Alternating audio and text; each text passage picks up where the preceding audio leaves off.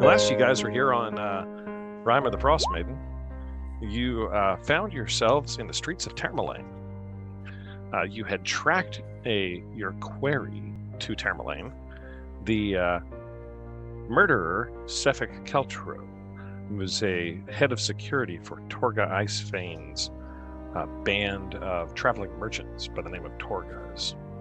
You'd been hired by Hillen Trollbane out of the city of East Haven, a former retired adventurer that told you she'd been tracking the movements of Torgas and following the Ice Dagger killings, and knew that Sefik, the head of security, was who was responsible. She told you to not worry with authorities, but to ascertain his guilt and then deal with him. You tracked him around the 10 towns, finally catching up with him in the town of Termalaine. After recently clearing out the gem mines of Termalaine from invading kobolds and some underworld threat, you encountered Torgas, who had caught back up with you after you had gotten ahead of them, knowing their planned route.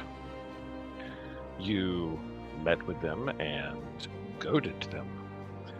Yatara having crazy visions after binding his brain with a crystal that he found inside of the skull of what Leonard knows as a mind flayer. He's been having crazy visions and has gained some psionic power and the ability to telepathically communicate, and taunted Sefik telepathically after they had encountered him several times in various taverns and things around the 10 towns. Once Torga is put down for the night, you all tracked Sefik into the streets. After having taunted them all day, Torga was well aware of your goading, so to speak.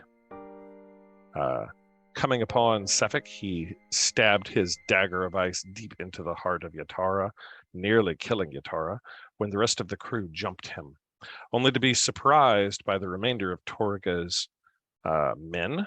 You guys did battle in the streets of Termalaine, where, without much rest, as the night before you had been forced to sacrifice the heat in your rooms, you found yourself victorious.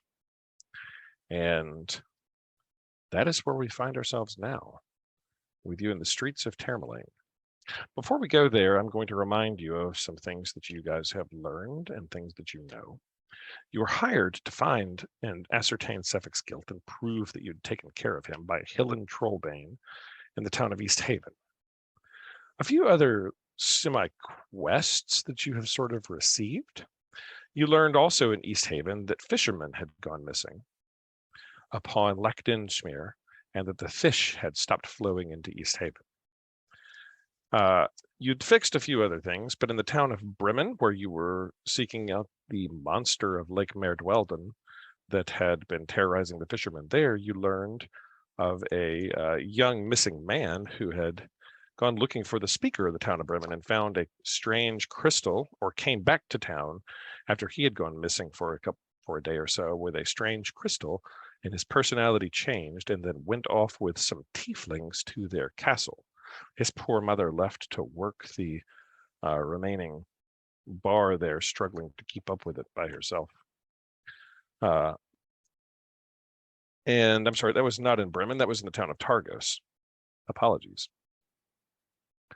You had also learned about, from the naturalist in the town of Bremen, where you found the sea monster, that similar ongoings had been happening in the local village of Lonelywood, where apparently a white moose was terrorizing hunters in the local woods. And he said, after you had described what had happened with the sea monster, which turned out to be a plesiosaur, something similar has happened with another creature that seems to have been awakened, so to speak, much like the woolly mammoth that you had encountered in the town of outside of the town of Dugan's Hole. Other things that you are aware of, there was in the town of Targos, I think, you had come across a young man who had gone missing after leading a guide of people up to the top of Kelvin's Cairn. His dog had come back, and had come running back to town, and he had apparently not returned. The dog boy, who would never have left his side, his husband, begged you to, if you were headed that way, to please, if you had any word of him, to please let him know. He had left out of the town of Caer Konig, which is where his expedition was setting forth. Additionally, speaking of Caer Konig, you had learned another strange thing when you listened to rumors in one of the local bars that there were apparently things being stolen from the town, things going missing. Apparently some sort of invisible marauders were causing all manner of havoc through the town of Caer Konig. Yeah, you were aware of those rumors, invisible marauders there. So I just wanted to let you know of some of the things you know that are ongoing around. And you find yourselves on the streets of Termalaine, standing around a bunch of dead bodies. I'm going to take you there now. It's getting late, as you had watched Torgas all day until they had closed, basically. Let me find where that map is. I apologize. Here we go. It's this one. Yeah. You had watched Torgas pretty much all day until they had wrapped up for the day, and Sefik was heading towards the Blue Clam, which is the bar where you left your dogs, and had been hired by the local speaker of town to clear out the mines. You guys have just done battle with Torga Icewind, killing her and 3 of her men, along with Sefik himself. You're wounded, injured. What does everybody do now? Who's the most injured? I think Ordella. I have 1 HP. I have 1 HP. I have 5. I have 5 as well. I have a whopping 26. Cadillac's The rest doing of great. us second wind. That's right. 18. Cadillac's doing great. Toot has seen better days.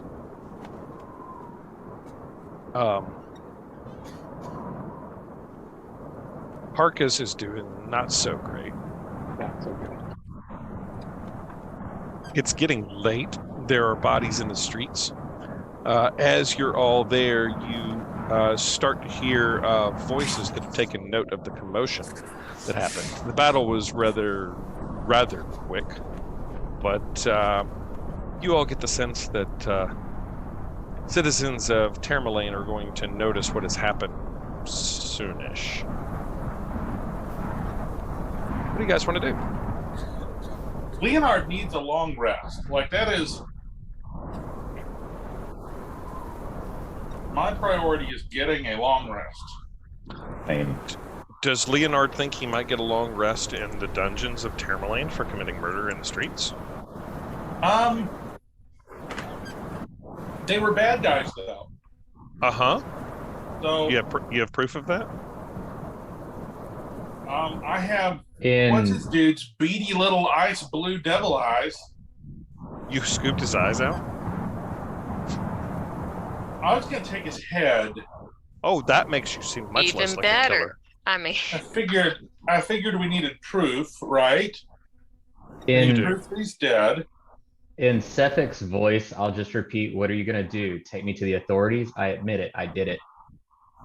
In his voice.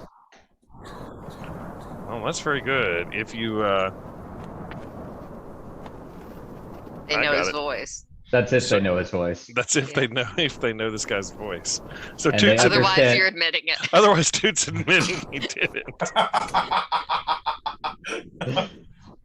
So we should probably get the heck out of here. I'm just proposing the notion of what could happen here. It's a gamble. I mean, we don't have any solid proof without someone backing us up. Well, we have the ice So- dagger. and people have been killed by the ice daggers. Who's grabbed the ice dagger, by the way? I grabbed it. Okay. Well, It is a Frostbrand. whenever Yatara was able to show us what was happening, was she just, or he just describing it in our heads, or was he able to actually show us pictures of? No, just picture. He can't draw pictures. He can just tell you. Okay. Jeff, is it great sword, long sword, short sword, scimitar? It is a short sword. Short sword. Okay. Short sword Frostbrand. I mean, if we don't think anything's hospitable here, can't we go back to the mines? They've been cleared out.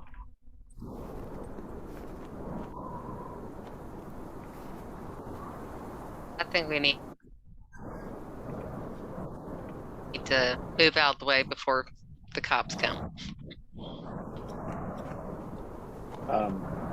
Do we I'm okay think with we that. could I can- do we think we could convince the cops? I think that's the main decision. Yeah, exactly. I'll give you this as a DM. You're gonna have to like persuade them that you were attacked and this was justified and we didn't just slaughter a bunch of merchants. How's everybody's dice rolling going? Mm-mm. I feel like at this point, Really? I should. If it's a choice between peacing out and rolling dice, Leonard is in favor of peacing out. Agreed. All right, so it's getting to be evening time. I'm going to bring you to the map here if you guys are going to peace out. Before we leave, does Sepik have like any jewelry or any like? Interesting. Yeah, roll me investigation. Are you looking for things to identify him by? Well, He has a dog tag around his neck that says Sefik Keltro Killer. Right. That's sort of what I'm looking for. But if I stumbled across, a ring of Bring up, I'm a Immortality. murderer. Roll investigation. Okay. Investigation. 16. As you investigate the body, you can tell that the body has some state of decomposition to it. He was definitely some sort of undead. And whatever spirit seems to have been infesting him has left or been killed, maybe? Or has at least left the corpse. The corpse is no longer animatable or animated. He doesn't have anything that like has his name identified on it necessarily. He does have a tattoo on his arm that is a anchor and a wheel. You had seen that previously when you saw him in a bar, like a ship's anchor. Yatara saw that previously when we saw him in the bar. But you see that. That's probably the most identifiable thing on him. There is the Frostbrand that Harkus is currently holding. There is also a dagger. I'm gonna take the dagger. Okay. And This cut the tattoo off him. interesting. This is a Frostbrand dagger, actually. Oh. It's magical. Instead of dealing the extra 1d6 cold, it deals an extra 1d4 cold.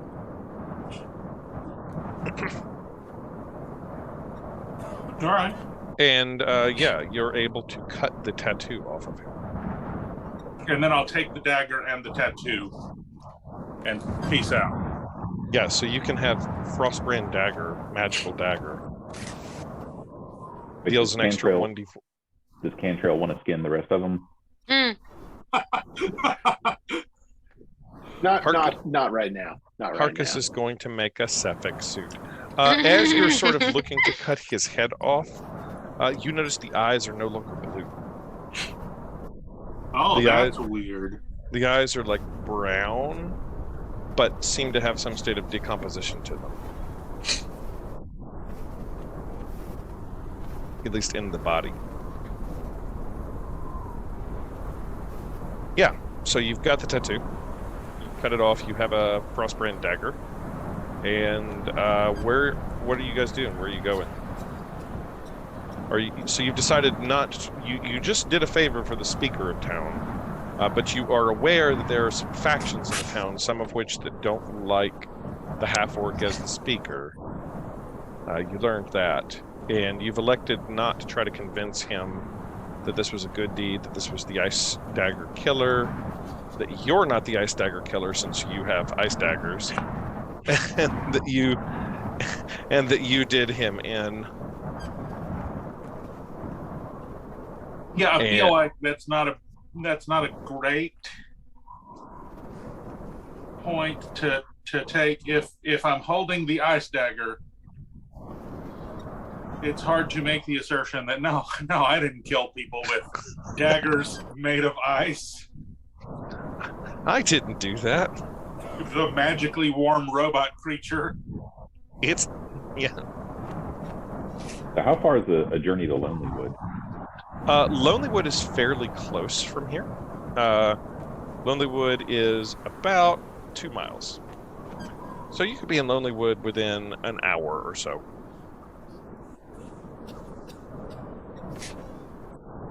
It's the closest town. I'd say if we don't feel comfortable here, then I vote go to Lonelywood. And I would like to check out the cabin north of Lonelywood, so I think Lonelywood's a good idea. Yeah, that sounds like a great next stop, perhaps for a rest that is long. A very long rest. Okay. I agree. Let us gather up our Gathering too. Gathering up your things and moving towards the town of Lonelywood, leaving Terminal. You guys set out on the road, and it is a very short journey, so you're only going to get one random encounter die. May the odds be ever in your favor. Oh. Okay. The journey to Lonelywood is relatively uneventful. You arrive in the town of Lonelywood. Let me change the... I hope I've downloaded the Lonelywood music. The wind is significantly less as you find yourselves in a much more wooded area. Quieter than it was in Tamerlane. The journey is a couple of hours and is relatively uneventful, but it is late.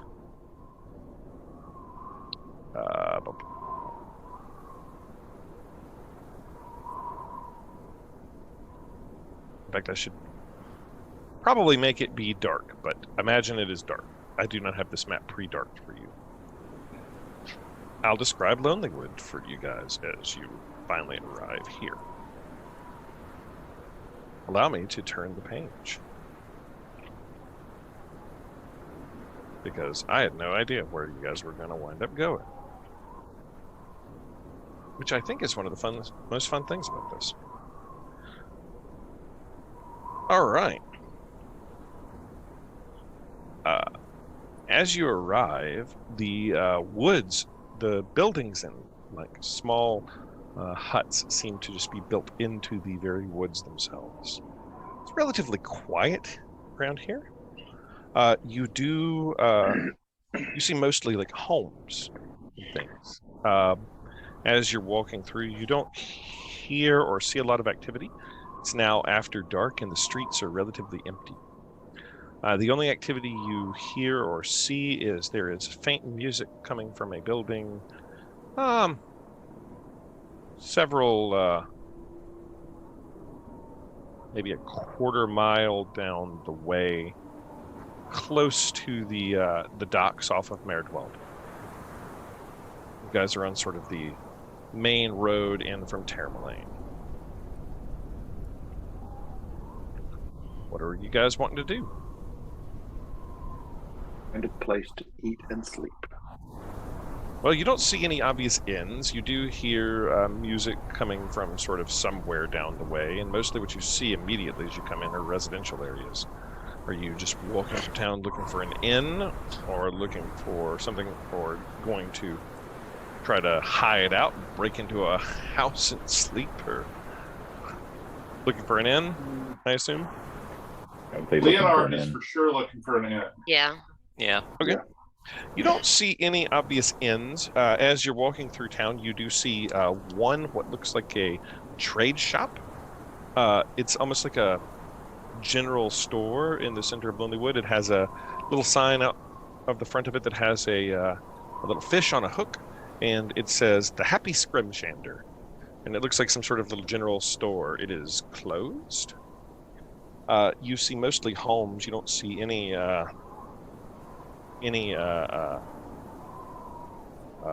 like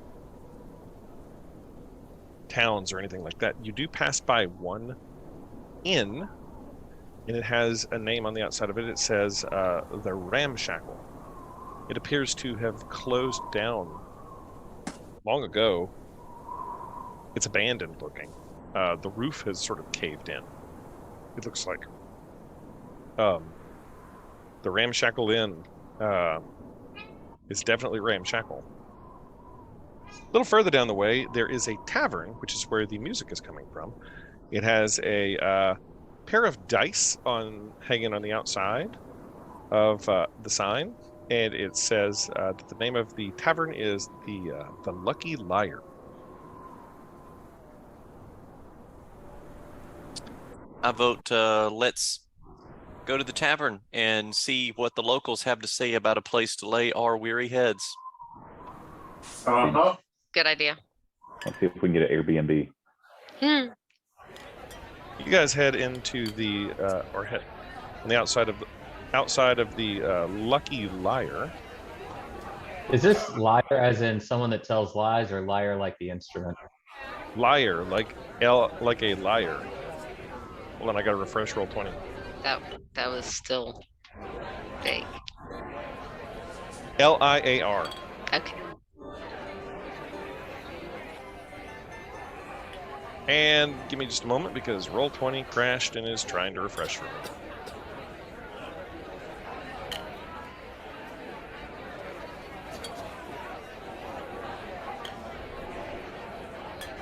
All right.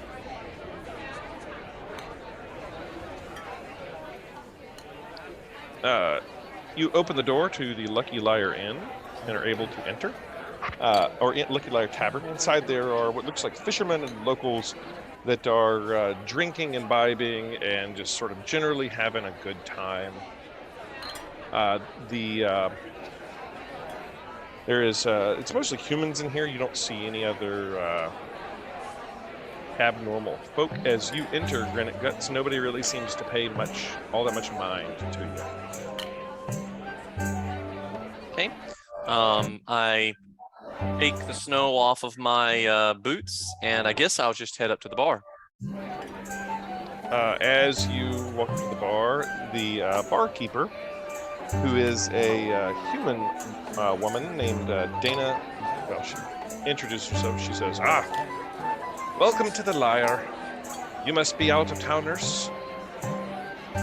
Name's Dana Zotel. What can I get you to drink? I will take a mug of what you have. Do you have mead? Wicked ale. I'll take from the Dwarven Vale. Oh, that's sounds excellent. Indeed. Will you be having any of the stew? It's meat stew. Sure. I will be happy to have some stew too. Venison this time, I believe. Nice. Everybody else entering, Toot, you're in the doorway. Everybody else can drag your character tokens wherever you wish to be. I'll definitely take a bowl of stew. Agreed. As you're all sitting around in the Liar, you notice there's one older woman that is kind of giving you all the eye. While she's giving me the eye, I noticed her giving me the eye. Can I read her mind? Yeah. Roll me. We're gonna do this like you just get these surface thoughts.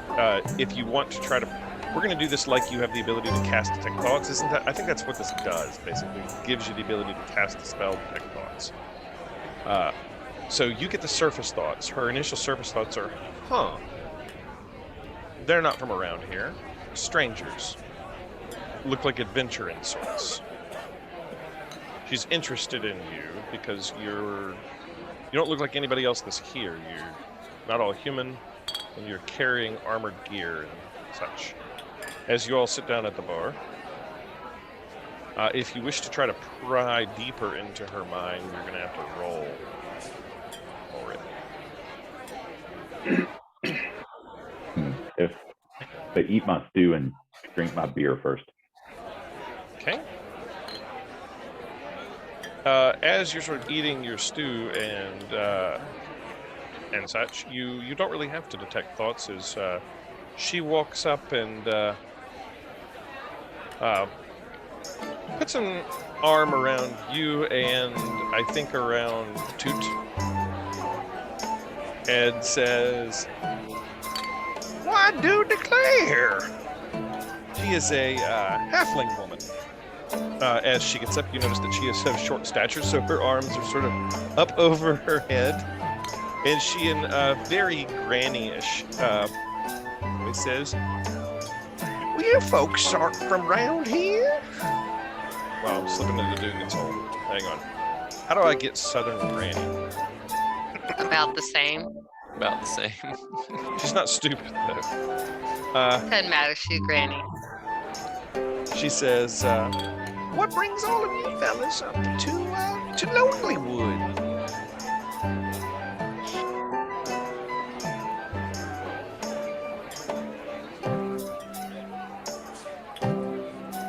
"I see you're always the quiet type." And she pats you on the back, Toot.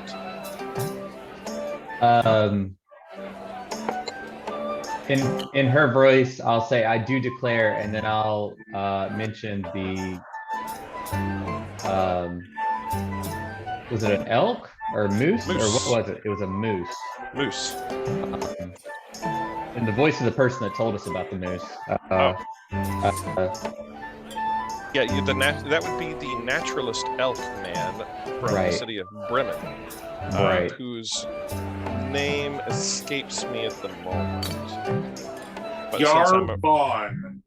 But since I'm a perfectionist, that will bother me. Yorl? It started with a Y, I'm pretty sure. Yeah, his name escapes my memory at the moment, but I'll get it for you because that will definitely bother me. Because you were dealing with Grinsk. His name at the time, who was the man who wanted to hire, his name was Tali. Tali. It didn't start with a Y. All right. It was Tali, and he was the naturalist that had told you about the moose that was causing trouble. He was a researcher researching the monster of Lake Merdwelden. And Tali the half-elf, I don't know if you ever got his last name, but you knew him as Tali. Yeah, so I think I will say, "I do declare," and then in his voice, I'll say something about the moose that's been troubling Lonelywood. She says, "Oh, thank the heavens. 'Tis a blessing." That's a neat trick, changing your voice like that's Laddie. And she says, "My name's Nimsy. Nimsy Huddle. I'm the speaker here of Lonelywood. And when strange folk come in, I make it my business to know what their abouts are." He says, "It is true, our loggers are being terrorized by a white moose. The beast has eluded our hunters we've sent to kill it. We depend on the forest for our survival. I wouldn't be a very good speaker if I let a dumb moose get the better of us. If you're here to help, I know you're from out of town, but the only inn that used to be in Lonelywood has been abandoned for some time, but I have really good cookies. You're welcome to stay in my home. I look around at the others and say, well, I'm in if they're in. Sign Leonard. Sounds cozy. Do Ready you have to any go. rugs? Nimsy smiles broadly and says, "'Tis a blessing. If you're here to deal with said moose, then please, you're more than welcome to stay with me." Now, is this And- like a weremoose or something like that? That's going to be some kind of surprise. I've never actually seen it. They say Huge, it's white. sharp teeth. They say it's white and blood-soaked. Yeah. So more of a pink moose. Perhaps. Would you like to see a picture? Yes. Weremoose. it Zombie talk? moose. Does it talk? Talk?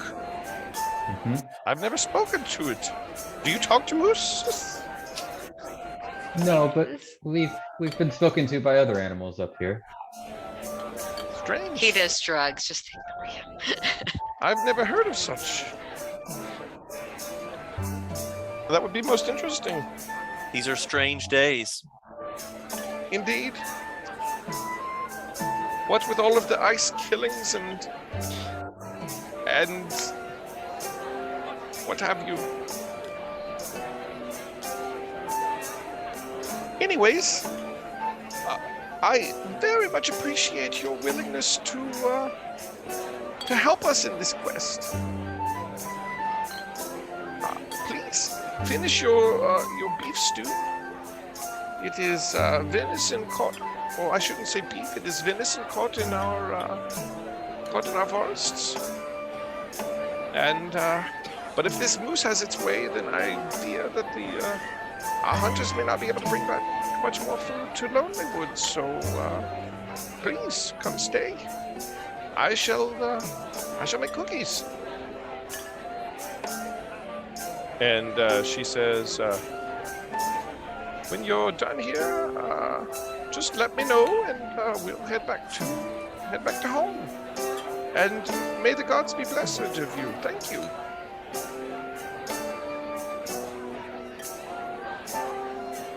The barkeep, who introduced her name as Dana, sort of says, talking, huh? Interesting. Have you heard anything about it? She says, no, but that is strange. Noteworthy, I suppose. There are all sorts of spirits in the woods here. Cold wood. Some of the hunters that have been sent out, well, a lot of them haven't come back. So do be careful. Are there any good spirits, or are they mostly Yes. of ill intent? You've heard of the forest? You've heard of the forest spirit? Then? There are forest spirits. There They say are. they say they were once like fairies. Now they protect the animals and the life of the forest. Some people call them the Chawinga. Anyway. So are there ways to encounter or speak to them, or do they just do they just come upon people at their own will? I mean, no one has ever known how to encounter one of the forest spirits. That's like asking me if you've ever met Father Christmas. I suppose some have. I give a big belly laugh. That's fair. Yes, fair enough. Fair enough. But she says, but you also were talking about speaking animals, so maybe you will. There seems to be strange things about you. Anyways, I hope you're enjoying the dwarven ale. The dwarves of the dwarven valley brew their own, and up here you asked about mead. We don't get many shipments from good mead all the way up here in Lonelywood. Only on rare occasion.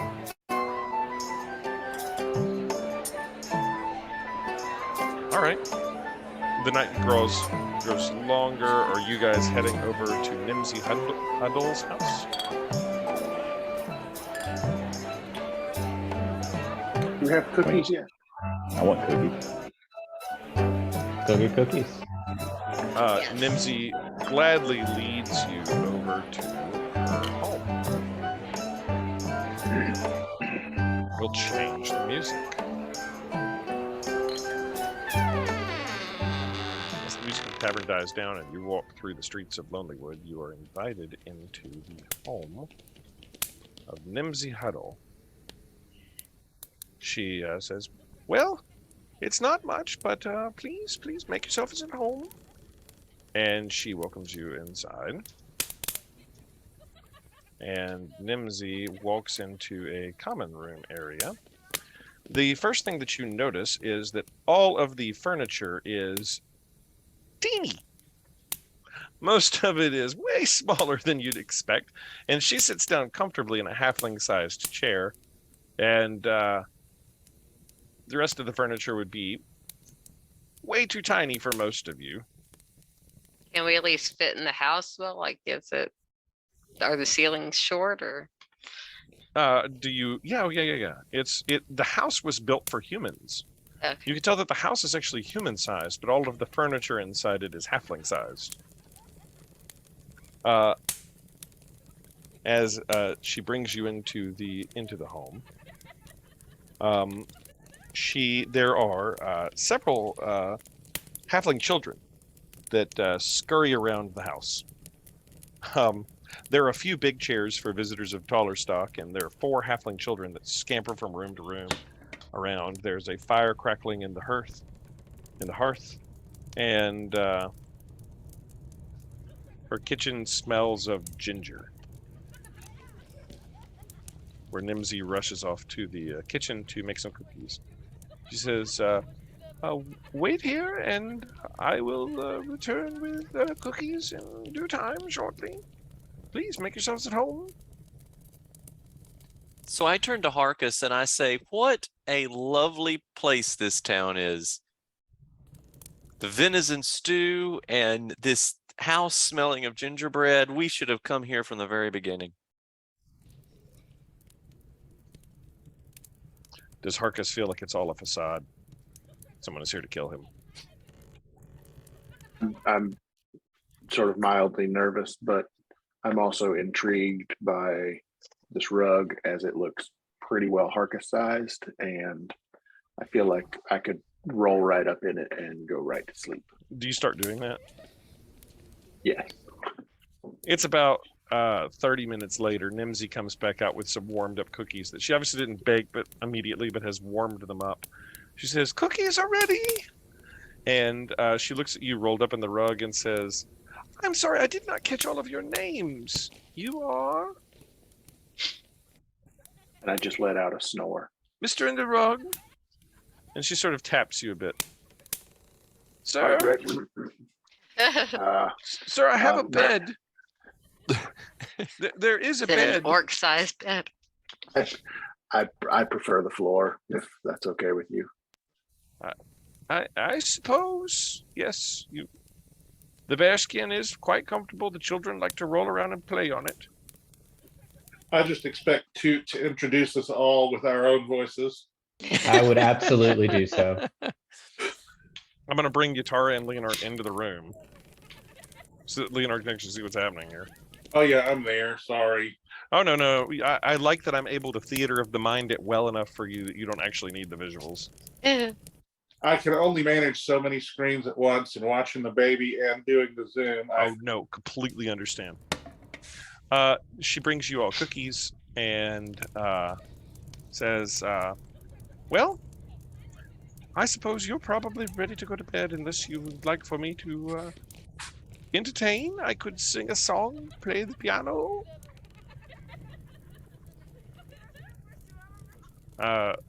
She says, "Very well then, never mind." That won't be necessary. We're quite tired. I could show Thank you you for the to- cookies. I can show you to the spare rooms. I shove a few cookies in my pocket for later. I grabbed some cookies too. They're delicious. They taste like ginger. Mm. You're not even sure where she got this ginger from. But they're delicious. I would like it noted that I've not eaten a cookie. Leonard is not eating a cookie. In case these cookies turn out to be a bad idea.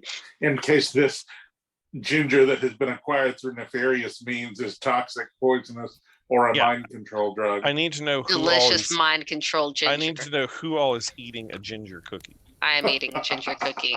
I had double helpings. Yeah, at this point, I'm still tripping, so I have eaten 5 ginger cookies. Did you eat a ginger cookie? Absolutely. And seeing that Harkus and Leonard are not taking theirs, I would probably eat those as well. Okay, then the 4 of you that ate ginger cookies, you all can take inspiration. Yay! As you feel tremendously refreshed by the delicious, refreshing, not poisoned cookies. Hey, So what does it's the inspiration 50-50. give me again?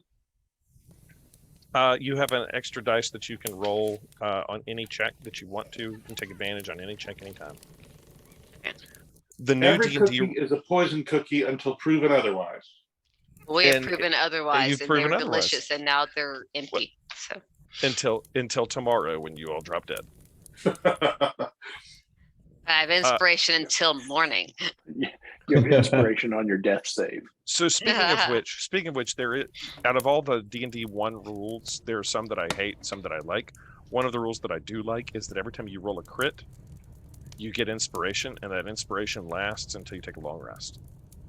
Ooh, Oh, wow. Every time there's a 20 rolled, you get inspiration. That's really Nice. cool. I like that rule because it makes you give inspiration more. So there's some rules that I don't like, but I do like that new rule. Nimsy says, "Well, I've got 1 big person-sized room and 2 more halfling-sized rooms. If you're willing to share beds, I could accommodate a couple of you. It seems that he's happy with a rug. Leonard will stand in the hallway outside the rooms. Oh, you're just statuing there like a... Oh, okay. Fair enough. Mr. Dwarf, I didn't catch everyone's name, but I guess I have. The penguin introduced us. I am Cadillac. It is a pleasure to meet you. Yes, Mr. Cadillac, indeed. I have a bed for you and for the Birdman and for you, Mr. Human Man. And Nimsy shows you all to rooms. Back in the back. I guess I'll pull up a rug. However you're going to do it. I don't think Nimsy she will has a take- bed my size. She's got 1 big person-sized bed. Yeah, but there's like how many big person sizes? Who else taking a bed? Follow me. So Ordelia, yours, Granite Guts, you can come on back this way. 2 will hop in a bed. All right, 2. She says 2 smaller-sized beds here and here, and 1 grown-up sized, not grown-up sized, 1 big person-sized bed here. I grab the sofa. I would like the bed. I am pretty banged up. Follow me, indeed.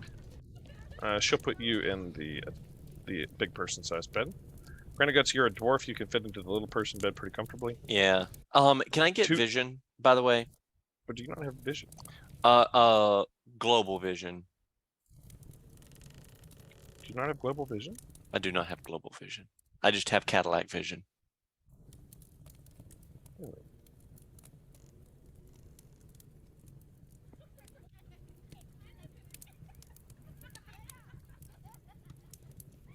apologies.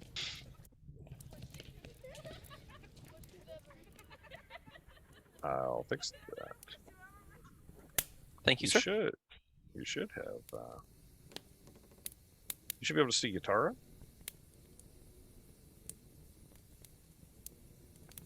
I can see you, Tara. I can't see any of the other rooms that people might go in.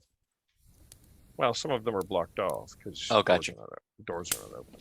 Gotcha. You see Leonard. Standing in the hallway.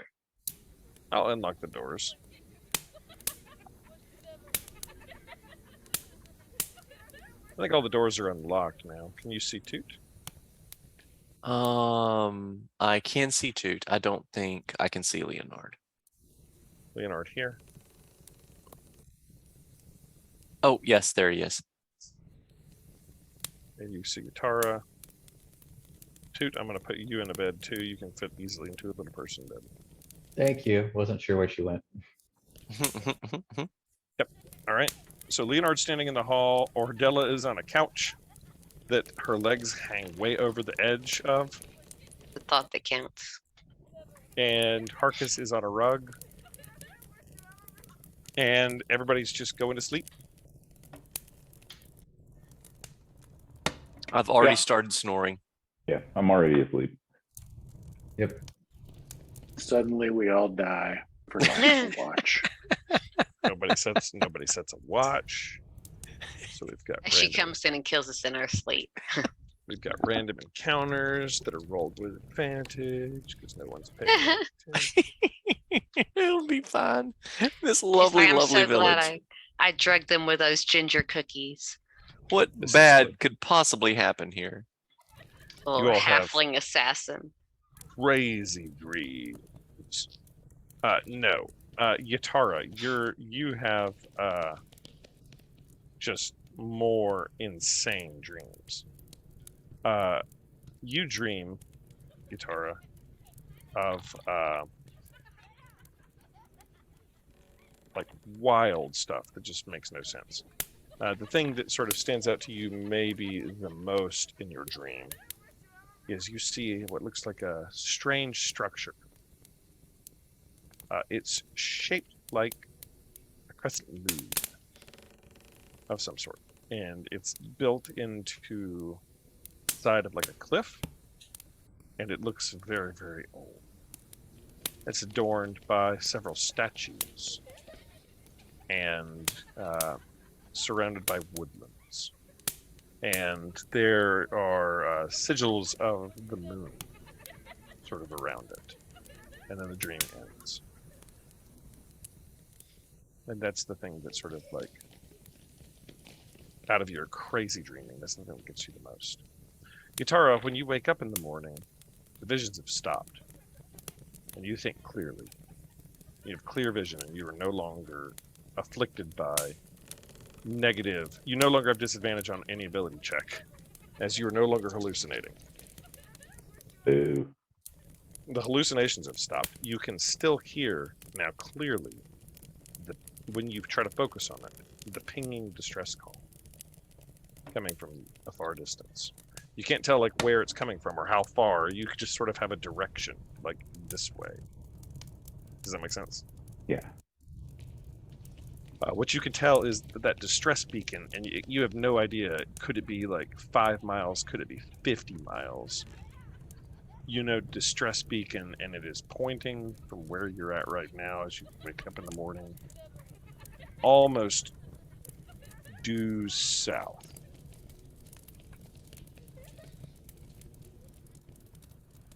Morning comes, and the night has seemingly been uneventful. He's Nimsy, tied all our shoelaces together and we can't escape. Nimsy wakes you, and she says, "Blessed morning to all of you, brave adventurers that are here to help us with the Moose of Lonely Wood. Won't you have biscuits for breakfast?" Yes. And invites you to the dining room. I'll bring you all to the dining room. Chairs are somewhat uncomfortable as they appear to be halfling sized, but you're able to fit your butt into them. Nimsy brings out platters of biscuits for everyone. And those of you that didn't have cookies, well, you had stew that night, so you're not starving. Marcus, you're awakened to a call to biscuits this morning.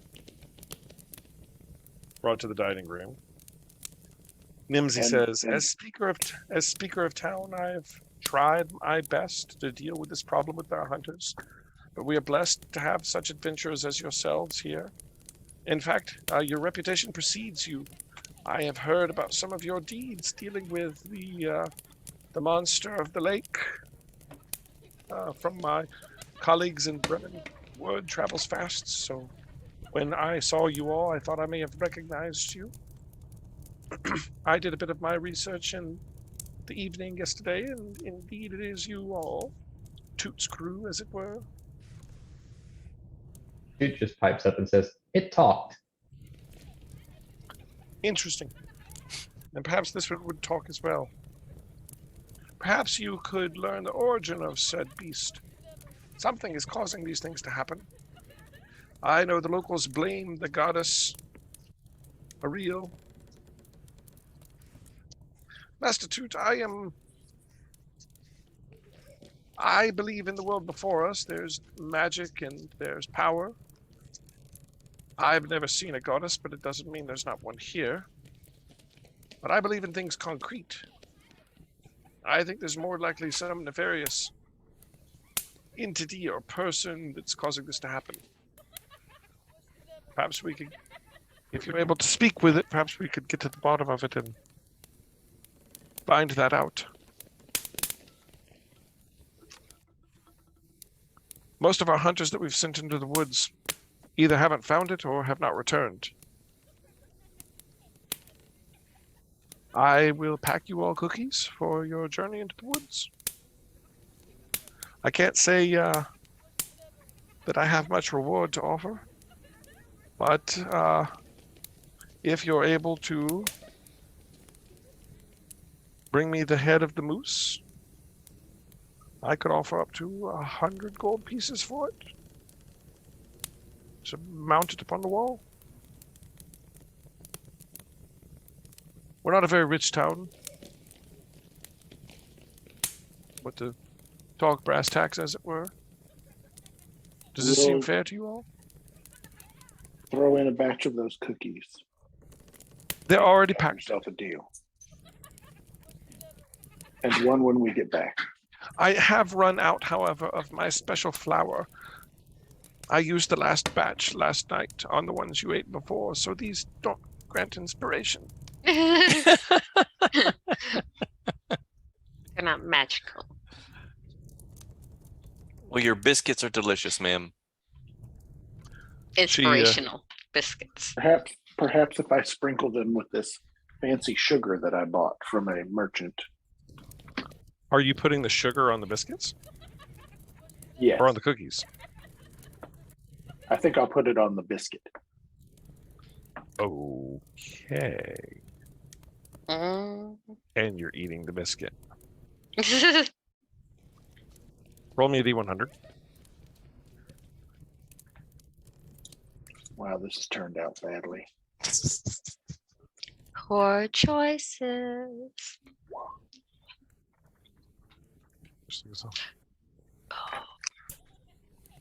Hang on. I've rolled for superhuman strength. You rolled for dysentery. You have 3 more pinches of sugar left.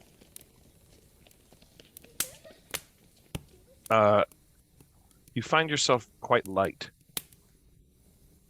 In fact, so light that you gain the ability to have a flying speed.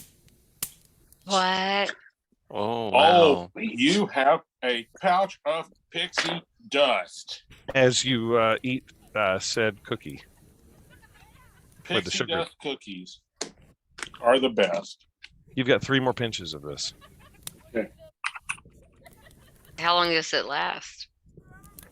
He doesn't know. Oh, This is fantastic. As you start to hover out of the chair. hmm.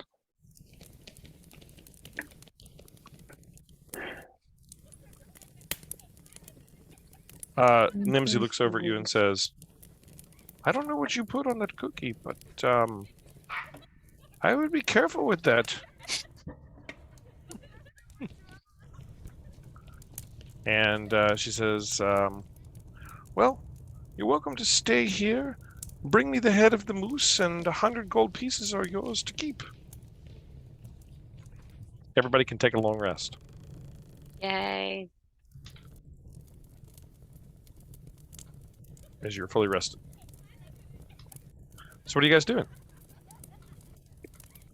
Are you going to go into the woods I'm and look ready for to the go. moose? Or are you bailing on Nimsy? I'm ready to go fly moose hunting. myself to the moose. Yeah, let's go get a moose. Fly Okay. me to the moose. All right, out into the woods. You guys head. Who is leading you into the woods? Oh, it's clearly me. I'm flying. No objection. I attach a string to you. Sounds As reasonable. you reach the edge of the woods, the flying stops and you fall down. Ow. It seems to have lasted about 10 minutes. So you hovered over your chair during the remainder of breakfast, and right as you reached the edge of the woods, and in fact, I want you to make a dex save, please, if you were flying. Really just sort of hovering, but that's fine. I can. Yeah, just I see hovering. where you're going. You're not going to take damage. This is a roll for embarrassment. You managed to catch yourself before you face plant into the snow, It's like a, but just barely. It's really like embarrassing. the world's most awkward superhero landing. Like, Yep. Try to go down on the knee and the hand and just sort of. It's unexpected. The bottom just fell out. But you realize now that the flying lasts for about 10 minutes. You've got 3 more pinches of this. Fantastic. Yeah. Okay. So if you're leading still, you can roll me survival. Guidance. How are you guiding him? Well, he almost face planted, so I think I'm helping him up and pointing towards the woods. That way. Okay. So the guidance is a D4. D4. 16. 16. Okay.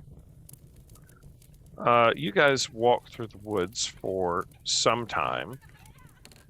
You have not seen any moose-like things. I'm going to bring you to the woodland area. You have managed to find yourself deep in the woods. And it hasn't been all that long when you suddenly, with a 16 survival, Harkus, and everybody can position themselves wherever they would be in line. I just have you sort of grouped. So really quickly before whatever could happen happens, you can put yourselves wherever you would be.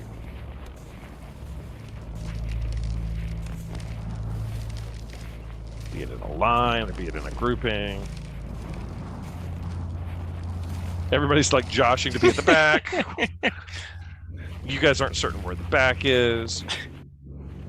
Harkus, you hear crunching in the woods.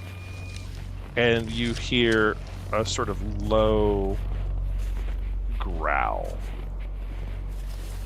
I have a sense of its direction.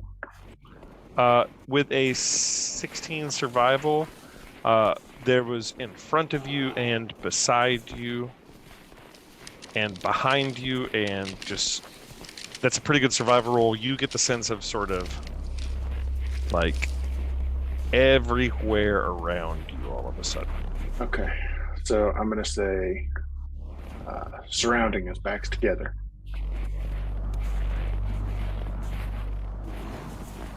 Okay. So you guys are like getting tight into each other.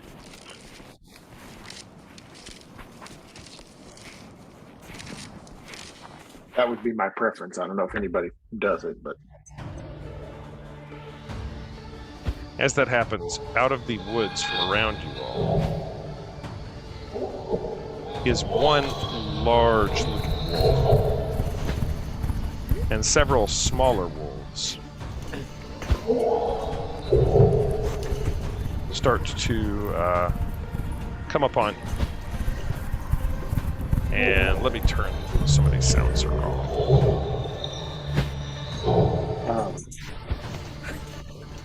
Turn the Angry Moose sounds off. You don't have an Angry Moose here. Starting to surround you are several wolves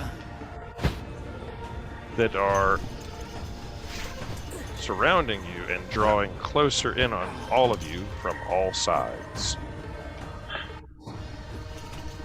As that happens, you've noticed them all. You got sort of the gist they were coming up on you. Everybody can roll initiative. So you're in the woods surrounded by wolves, one of which is much larger than the others. Oh wow, it just loaded all the old initiatives. Dadgummit. Alright. no, I think that we rolled. Yeah, those. we just Yeah. rolled. Like it's got Harkus in there twice and stuff. Oh, Roll20 was just slow to clear. Yeah. Alright, so I just gotta go through the list real quick. Ordella, you're 12, Mm-hmm. not 20. Toot, you're 8. Yatara, you're 17. Cadillac, you're 16, not 14. Yes.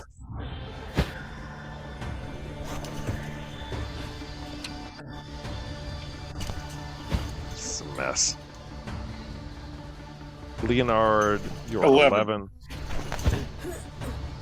Harkus is 20. Tara 17. Okay, that's got you all. Apologies for screwing that up so bad.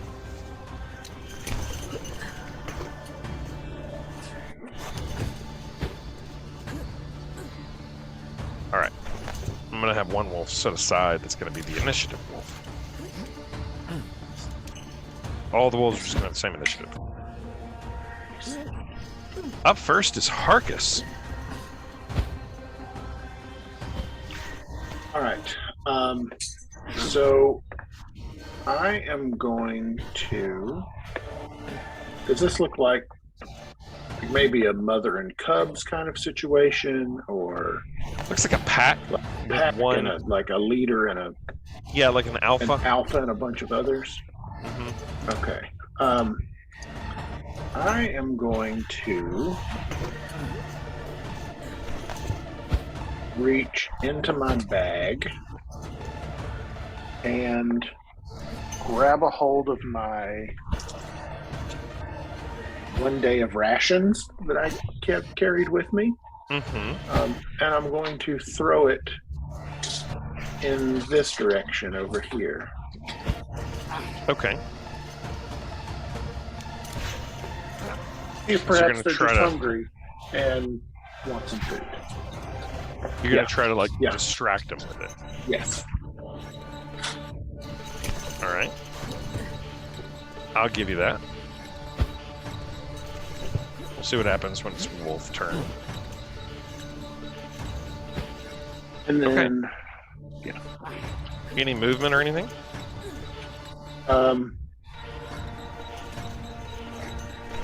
No, I think I'll stay where I am. All right. What kind of rations do you have? It's like jerky. So you've got dried beef. Yes. Okay. It's the alpha wolf's turn.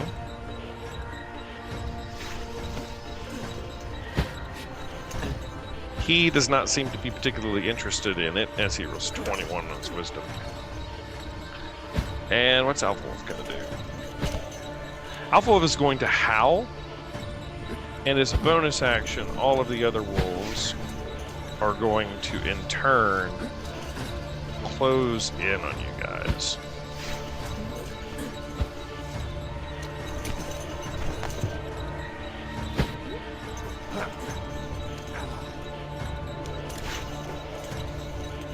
And he's going to sort of lean back and just howl as they close in. Yatara, you're up. I'm going to. I'm going to say that. Hang on. I'm going to. Before that happens, since he's ordering them to close in, I don't want to totally negate what Cantrell did here. Oh my God.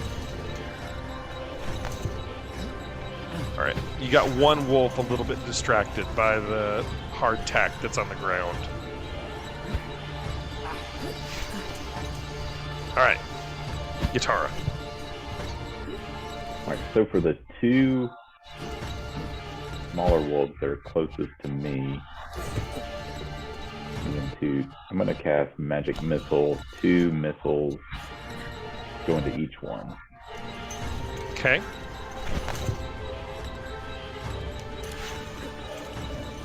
And you're casting this at 2nd level? Yes. All right. So we got 8 and 9. They both take those darts.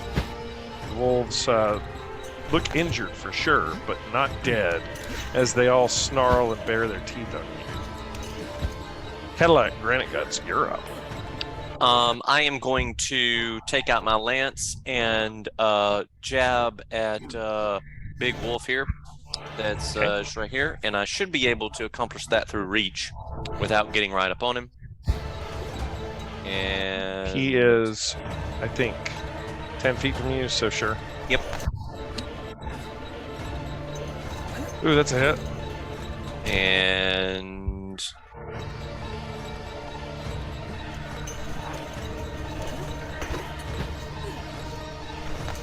he lets out a yelp.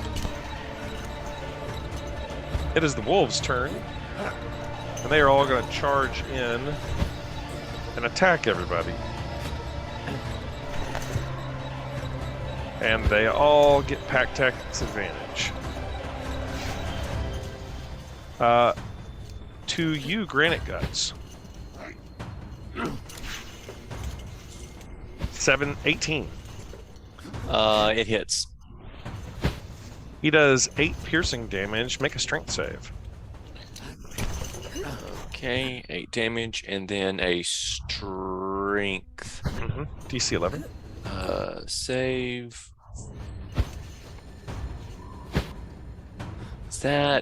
Should that be a saving throw? Yes, saving throw. Okay.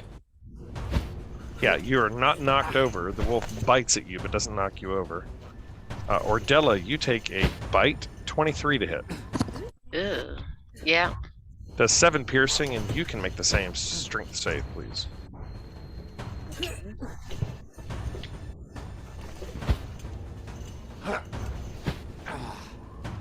18. You're up. Arcus, a bite at you. 12 misses, I assume. Yatara, you're going to take 2 bites.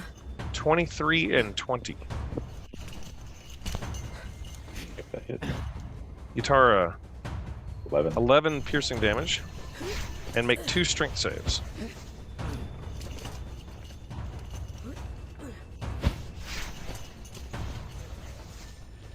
Yatara, you are knocked prone.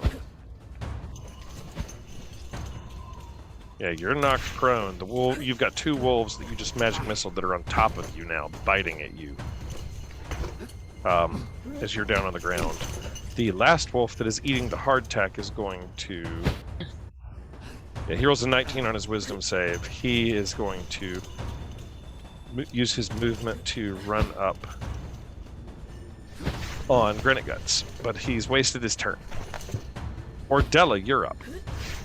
Okay, I'm gonna attack this wolf right in front of me with my great axe. 15 is a hit. Yay. 12. Describe how you kill that wolf. It froze up. I didn't hear what you said. Describe how you kill that wolf in a single blow with your great axe. Said my great axe and just like slashed it right under its neck. And blood everywhere. Leonard, you're up. All right, Leonard is going to take aim at one of the guys that has looking around, seeing Yatara on the ground. Going to aim at this one with a firebolt. That's a hit. For 8. That blasts that wolf backwards and kills it. Toot, you're up. So I will look in roughly this general direction right here.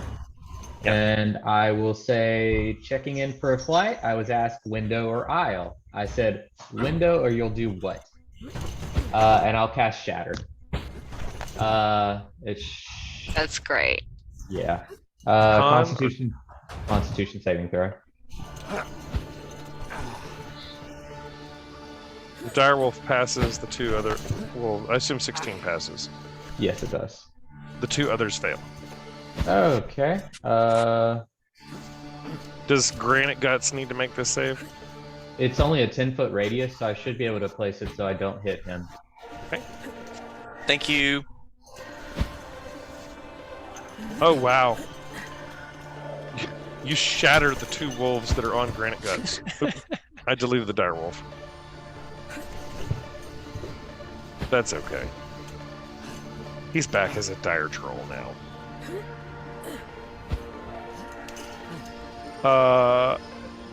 It is the direwolf's turn. Oh, it's Harkis's turn. I'm sorry. His initiative is 19. Should we be able to see everybody's initiatives right now? Yeah, I can. It's all wonky. I don't know. It's in the initiative tracker. I don't know why you would be able to see it. Not for us. Yeah, all I see is me, the dire wolf, and Leonard. Leonard, yeah. Strange. That's all I see too. Probably would have to refresh roll 20, I bet. But don't worry about it. Harkis, you're up, then direwolf, then Yatara, then Cadillac, then other wolves, Ordella, Leonard, then 2.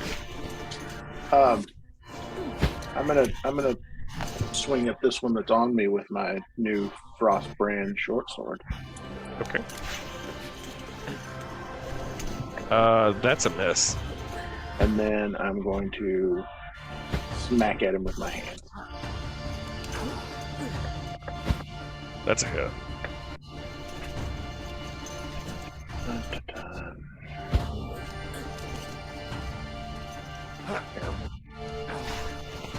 Okay. It's the direwolf's turn. It is going to charge in on Cadillac Granite Guts. And it is going to try to bite you, Granite Guts. 20 to hit. Yes. 7 piercing, and make me that strength save. Okay.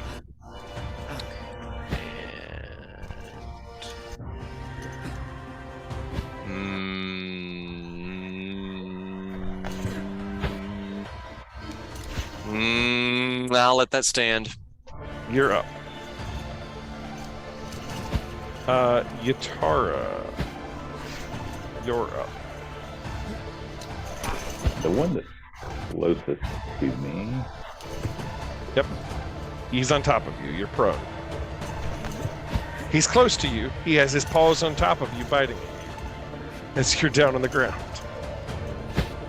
Wait, since I'm prone, can I still cast a spell? Sorry, I didn't need prone. Depends on what the spell is.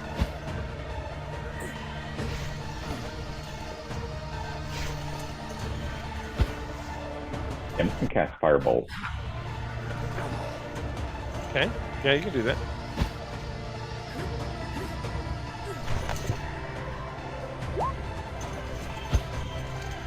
That is a hit.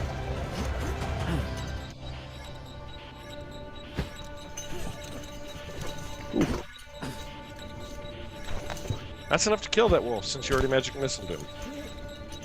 Granite Guts, you're up. Okay, I'm going Direwolf. to. I'm going to lance the direwolf. Okay. That's a hit. Okay, and 9 piercing. yes. The other wolf is up, and it is going to try to disengage and run from you, Harkus.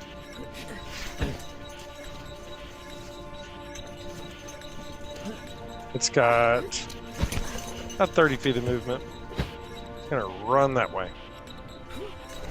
Is he able to disengage, I guess? Yep.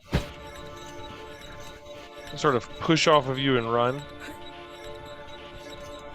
Just gonna raise my hand in the air like an old man. Like, Odella, no! you're up. You got a direwolf that's biting at Cadillac Granite Guts. Sorry, I keep losing internet connection or something. Said I'm up. You're up. Okay, I'm gonna come to Direwolf and attack with Great Axe, please. Hits. Yes. 11. Ooh. I'm doing good tonight. Leonard, you're up. All right, Leonard is going to fire bolt. That's a miss. And miss. Toot, what you got?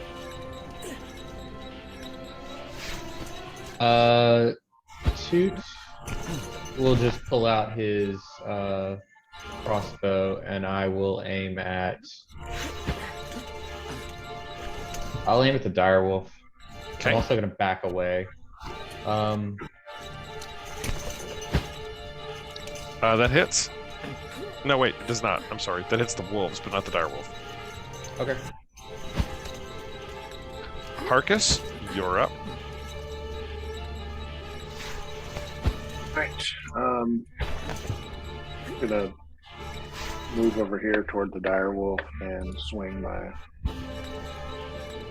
icy new sword and miss miserably. It's a bad And sword. then, it really is terrible. Direwolf is up, and it's going to I'm try gonna to. I'm gonna flurry of blow. Or, Oh, okay. yeah. That hits.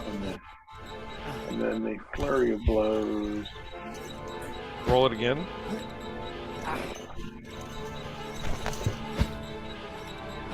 Also hits. 2 hits.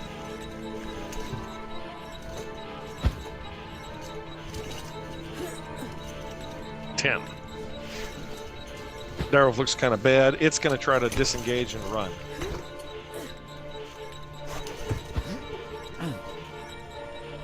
Yatara, you're up. Giving chase.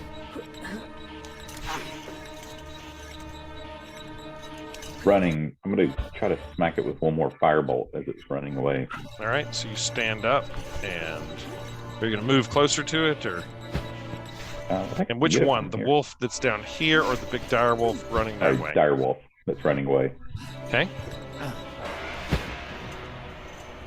I should be able to get it from here. Oh yeah, you can definitely move to within range and firebolt it. Yeah, that hits.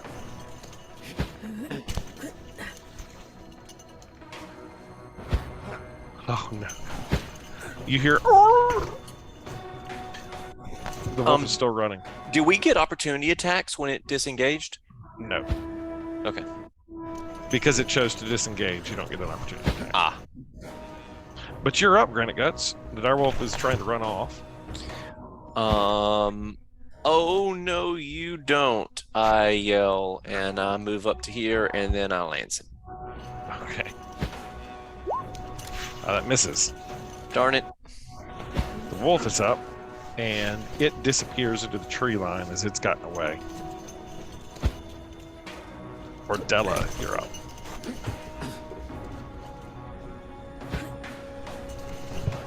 Okay.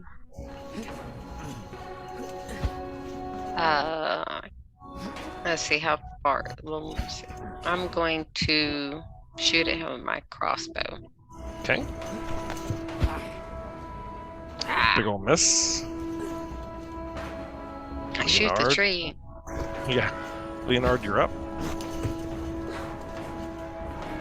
All right.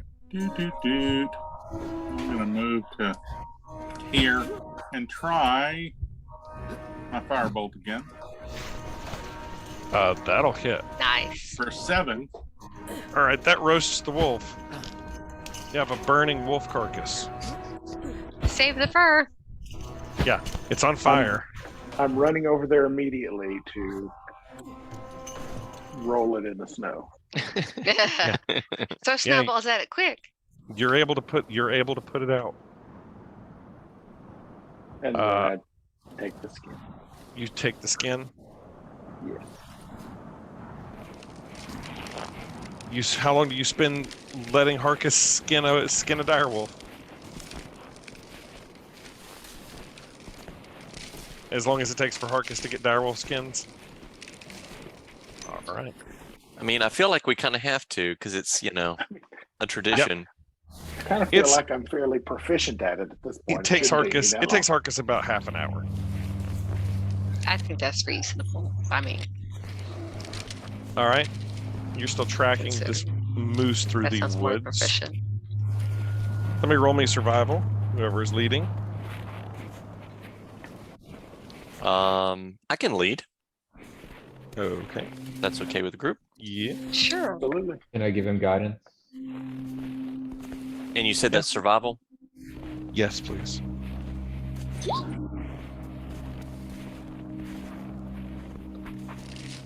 And what's the guidance roll? D4.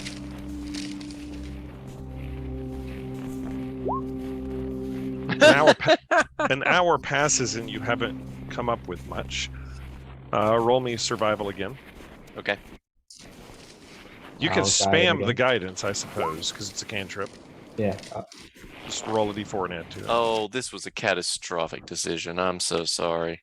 You did catch some moose tracks before you were attacked by the wolves that you've been following.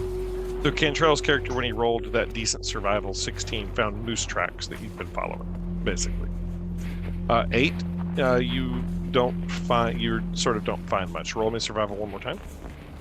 Oh dear. An hour has passed between each of these rolls. Oh dear. Well, I mean, And it could be You worse. go ahead and roll a but- D4. It's been 3 hours. Okay, that can't be straight ones. Am I not rolling that right? No, you are. You just are rolling. That's Wait. impossible. Hang on.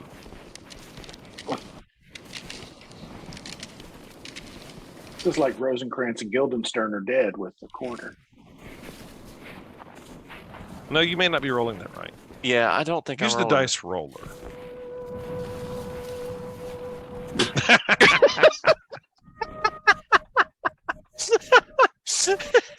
This, okay, the dice roller. You Dice need to go to roller. bed or something. Well, there you go. I mean, it's Wow. it's better. So we got kind an 11, we got a 9, and give me another one. another survival. Wow. Just another D4. Do I have to? Mm-hmm.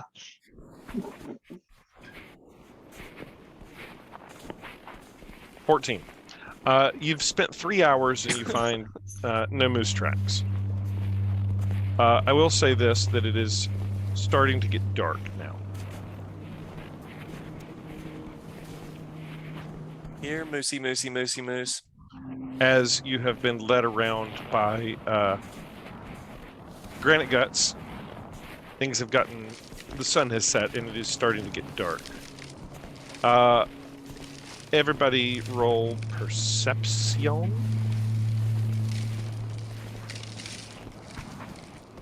These encounters are based off of dice rolls. There's a dice roll system for this, by the way.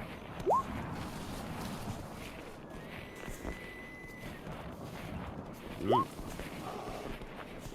Ordella. I see all. Ordella, the hair all of a sudden stands up on the back of your neck. as you're walking through the woods. You're not sure exactly what, but no, not that music. Where you're not- moose? You're not sure exactly what, but all of a sudden the hair just stands up on the back of your neck. Something just makes you extremely uncomfortable all of a sudden. And Ordella, you're the only one that catches it. You hear a faint sound. I tell everyone to stop and listen.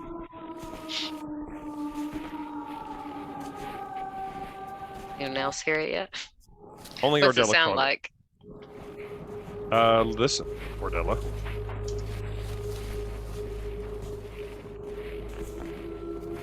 Sound like footsteps. In the snow?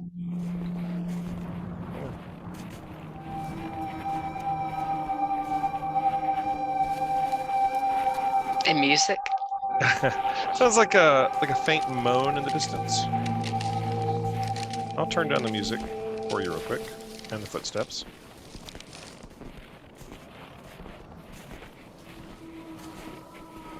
Oh, there's the moan. Can Are I you tell sort where of- it's coming from? Are you announcing this to the rest of us? Yes. Only Ordella really got this. That is so creepy. Yatara, you'll roll to 23 as well. Oh, then Yatara hears it as well. I didn't catch Yatara's. 23 perception, crit perception. So Yatara and Ordella, you catch that.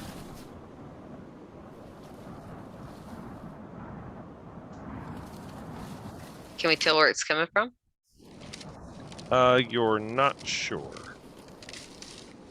Hmm. Does it sound nearby or? Uncertain. All right. Just at least give the group a heads up that Yeah. here's something. Mm-hmm. How do you proceed? Cautiously. Just keep everyone on alert. Okay.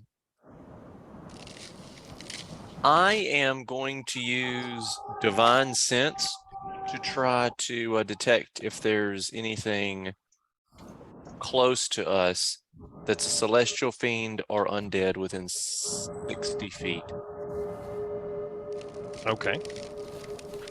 You get a strong sense. There is something that is the antithesis of Sylvanus that is here. It is one of those things. Celestial fiend or undead. Does Divine Sense let you know which? Or is it just like radar, like ping? Let's see. It says, till the end of your next turn, you can sense anything affected by the Hallow spell or know the location of any celestial fiend or undead within 60 feet that is not behind total cover. Okay. Things are behind cover. You get. Here's what I'll give you.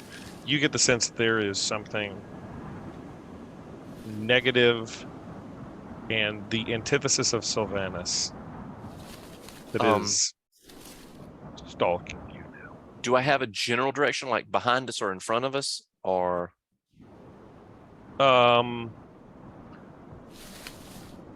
Let's say I'm gonna put you guys. I'm gonna say at this interim time period, you guys probably have moved. I don't know.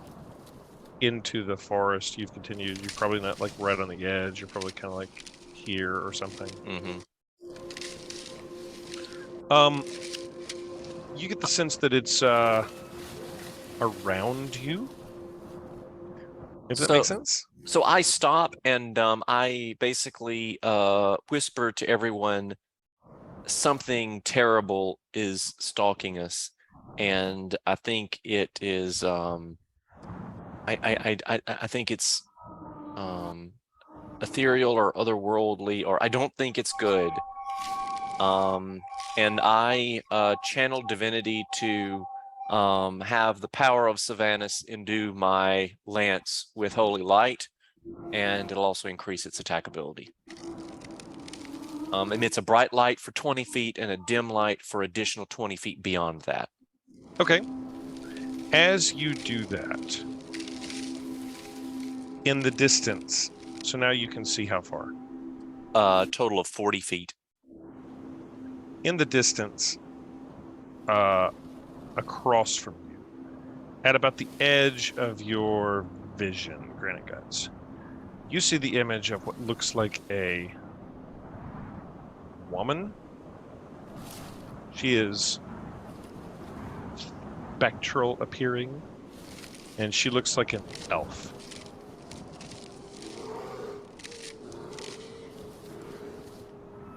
I motion to the rest of the group in that direction. And just sort of say, whatever it is, it's there. Just at the edge of your vision, you see this like spectral looking woman. And then it's kind of like there, but then sort of gone a second later. And you've got your bright light of Sylvanas out? Yes, it is. I've turned the lance into a magical weapon. Okay. Are you advancing that forwards towards the spectral creature? Or are you huddling close? I think I'm going to stay with the group. I don't think I'm going to march out away from them. Okay. So if the rest of the group is moving in that direction, yes. Otherwise, I'm going to stick with them in a defensive posture. The spectral form begins to move a little bit closer to you. And as this spectral-looking woman moves a little bit closer to you, you can see that she is an elf, or seems to be an elf, and she has what looks like icicles, like hanging off of her face and things. And she, what languages do you speak, Granick? Does anybody here speak Sylvan? I speak I do. Elvish. You speak Sylvan? Nope, sorry, just Elvish. Elvish will do. Oh, Leonard's just got the deep speech. Deep speech. Does anybody speak, you speak Sylvan or Elvish? So you speak Elvish. Does anybody else speak Elvish? I speak Elvish. I do. Okay. The Elvish speakers, she opens her mouth and says, "You should not have come. You should leave here." And as she does that, she draws forth what looks like a bow and unleashes looks like a blue glowing arrow at you, which flies directly at you, Granite Guts. Does a 19 hit you? I'm afraid it does. So this arrow smacks you for 10 necrotic damage. And as that happens, a similar elvish creature, and you have your dogs here with you, by the way, but those other two are. Those are Leonard's puppies who are with him. Yes, the dogs are with us. And technically, I mean, don't we have an entire traveling caravan worth of dogs? You guys did not stick around to rob the rest of Torga's. You fled out of town. But technically we inherited them. I don't know that inherited So- is exactly what happened. You murdered the. Technically we inherited them. I think you just left.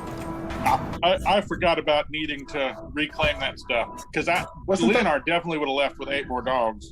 Yeah, wasn't that the last thing we said? The last one was we're going to go back and raid the. Yeah, but we made forgot. a terrible error in judgment. We forgot. Yep. Terrible oversight. We'll just roll into town with disguises and jokes. I'm just glad my 2 dogs are still alive. I'll take That's that. one way to do Roll in it. there, rolling there wearing a dire wolf. Right. The woman shoots a arrow at you, and another one actually appears sort of behind you all. And go ahead and roll initiative. No, Jeff, I see the icons. I see what these things look like. Is this what you've been terrified of? It's been nice knowing y'all. I have been terrified of ice banshees since ever. Well, I told you there were ice banshees in this game, and you have found them. I rolled a 8. It didn't click. Okay. Way to go. I want you all to thank Granite Guts for his incredible leadership through the woods. I'm so sorry. I'm so ready to pack up and turn around and be like, okay, we're leaving. Sorry to bother you. That has led you all through the woods. They're going to launch 2 more volleys of ice arrows. These are even cooler banshees because they shoot spectral ice arrows at you. So, Jeff, did you get my Yeah, 14? that's 14? cool. Yeah, I get you in. thank you. All right. We'll finish this combat, and this is going to wrap it up. I hope you guys live through it. Yeah. I'm gonna go ahead and start making my new character. They launch a couple of ice arrows at you, Granite Guts, and a 23 at... this has got to be at Leonard. Does a 14 hit you, Granite Guts? It does not. All right, well then, Leonard, you get hit with an arrow made out of pure ice for 11 necrotic. Oh, Leonard, you're up. all right. I am going to summon my flamethrower. Okay. Leonard's magical flamethrower. Here. All right. Where'd you want it? I don't have control over it anymore. I'll get that to you. I want it. Yeah. I have to re-enter the control every time. All right, you've got it now. Okay. It's going to be right there. And Leonard's going to move over here just in case they have some area of effect spells that might kill the dogs. Mm-hmm. All right. And then I can't remember if we decided that flamethrower gets to attack already or has to wait. Leonard, as you're seeing it, Leonard, I need you to make me a wisdom saving throw, by the way. Oh, yeah. Yep, because I'm looking at it. Yep. Okay. You are not frightened, which is a good thing for you. Yep. Does the flamethrower get to attack, or does he have summoning sickness? He can attack. All right. Then I think he is summoning going- sickness is dumb. He's going to so do.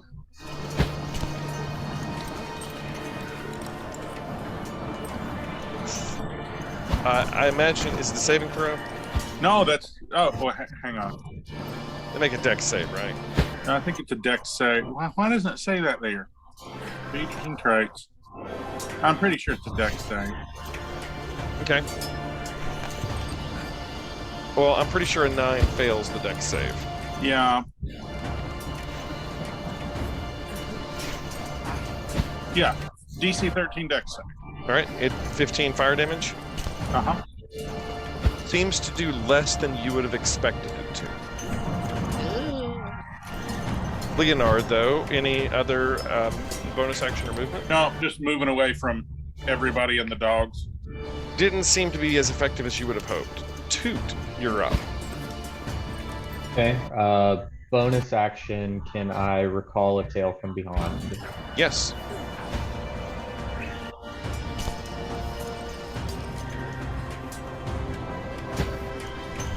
Okay. And then as my action, can I attempt to viciously mock I guess this one, well, actually, what's the range on Vicious Monk? 60 feet. I should be, I'll go for this one right here. I want to mock the Banshee. Yep.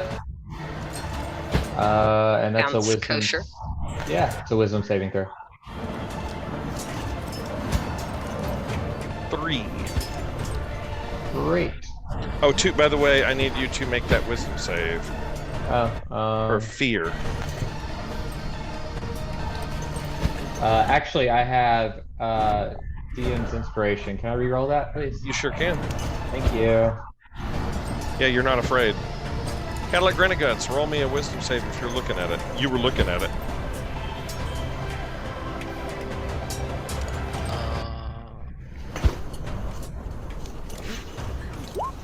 And can I do inspiration? You can. And I'm moving, by the way. Oh, for heaven's sake!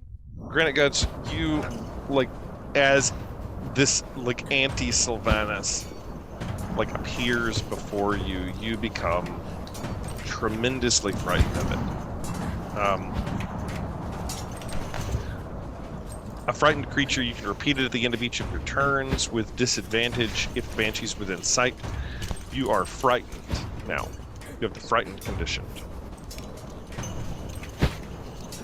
Okay, it's my turn. It is your turn. You are frightened, so you have disadvantage on ability checks and attack rolls. And you can't move willingly any closer to it. That is not necessary. I say a quick prayer, and I feel the warm touch of Sylvanas in my heart, and I cast protection from evil and good on myself. Okay.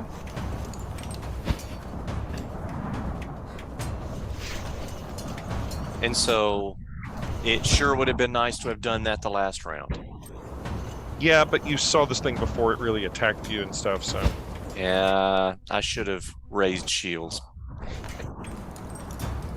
Well, you had that option. Yep. Yatara, you're up. Going to the one north of me. Just do magic missile. Okay. Love the magic missile. All the darts heading to that one at second level. Yeah. 9, 13, 15. Just pop, pop, pop, pop, pop, pop, pop. They all nail it. Hits it hard. Ordella, you're up. Okay. I'm going to aim my crossbow at this one in front of us. Mm-hmm. Probably fail. Oh! That's a hit. Nice. Yeah, for 6. The crossbow bolt just seems to like zing right through it. Sigh. Like it hits it, and it definitely smacked it, but it didn't do as much damage as you would expect. Take inspiration for the crit. Okay. I'm gonna try playing a little D&D one D&D rules here. Harkus, you're up. All right. I am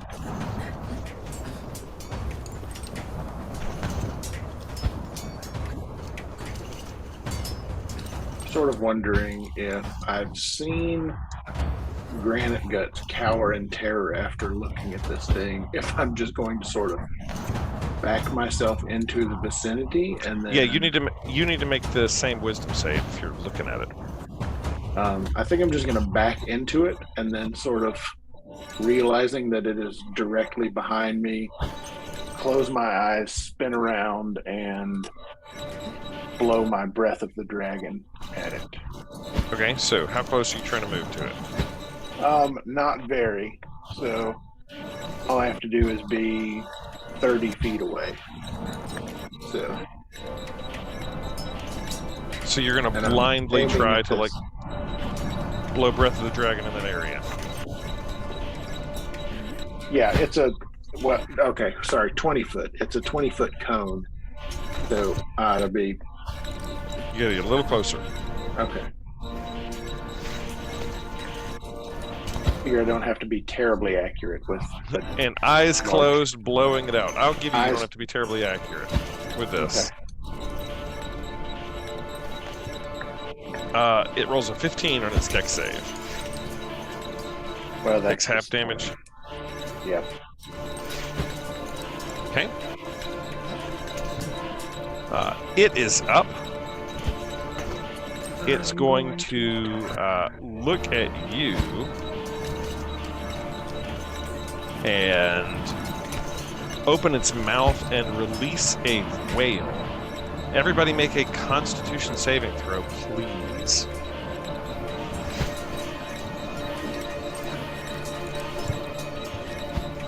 Do I get advantage on that? From protection of evil and good? If, for that matter, does it even affect me? What does protection from evil and good do? I can't be charmed, frightened, or possessed. And if I'm If the target already, is already charmed, frightened, the target has advantage. then I on have enemies. advantage. Yeah. Uh, But I'm- sure.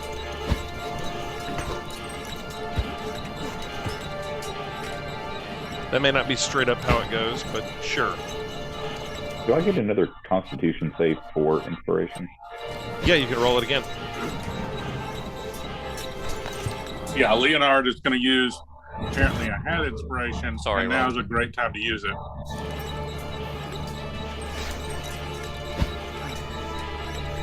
Yeah, I'll take that 17. Okay, yeah, Granite Guts, the charisma save doesn't count. Granite Guts, you are up. Leonard, using your inspiration, you are up. Toot, you rolled a 9. I would tell you, Toot, you can't guide yourself, I guess. No. Is there like a certain range on this, or is it just anybody on the screen? Anybody that can hear it within So it's all 30 feet. creatures within 30 feet that can hear, it had moved up, basically. It's all of you. Are you within 30 feet of it? Yep. It moved up to make this count. Leonard, you're out of range. Oh, Actually. awesome. So you're good. Then I'll Toot. take my inspiration back. Toot, you drop to 0 hit points and are unconscious. Yatara drops unconscious at 0 hit points. The other one is going to unleash a arrow at Leonard. 19. Yep, that'll do it.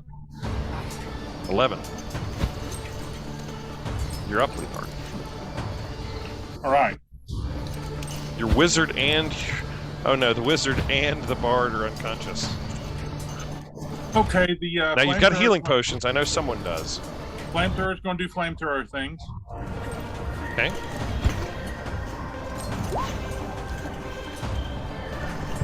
DC 13 dex save. 19. Okay, so 4 damage. Not as effective as you would have hoped. And then... Ooh.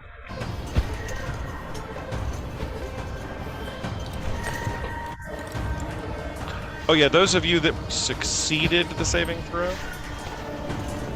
that's 21 damage. Oh, wow. Oh, never mind. Leonard's dead. No, it didn't affect you. You were out of range.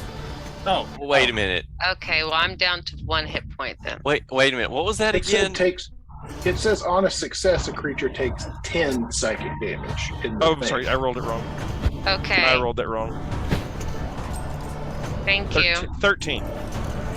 Not 21. Thir- I rolled 3d10 instead of 3d6. We take 13 damage? 13. Not Not with 20, my not crit 21. con save. Does my crit con save help me in any way? You crit the Yeah, I crit. Constitution save? Yes. Oh, you can take half of it. Take half of the 13. Sure. Yeah, Leonard, you were out of range for that one, so you're still up. Your flamethrower's done its thing. What are you doing? I am going to cast Cure Wounds on Toot for 4. All right, Toot, you're back up with 4. The beautiful thing about Banshees is they only get one shot to murder you all. And Toot, you're up before you have to make a death save.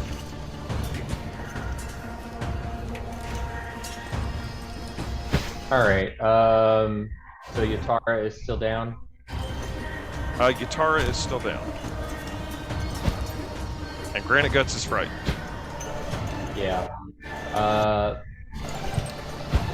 Bonus action, healing word, Yatara. Okay. Yatara, you're up with 5 hit points. As my action, I'd like to bestow my Tale of the Beloved Friend.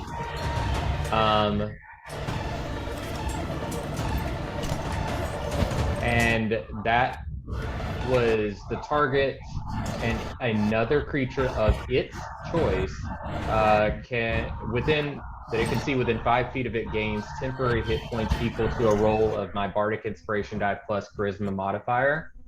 So I am going to grant that to Ordella's looking bad, Granite Guts is looking bad, Yatara is prone on the ground, right? Yep. And it has to be within 5 feet. We're gonna go. Well, they get to do this immediately, so it doesn't really matter. Yatara, we'll give you this. So, do I roll the Bardic Inspiration, or do they? Why don't let them roll it? Okay. It's a roll of d6, and then my Charisma modifier is a 3.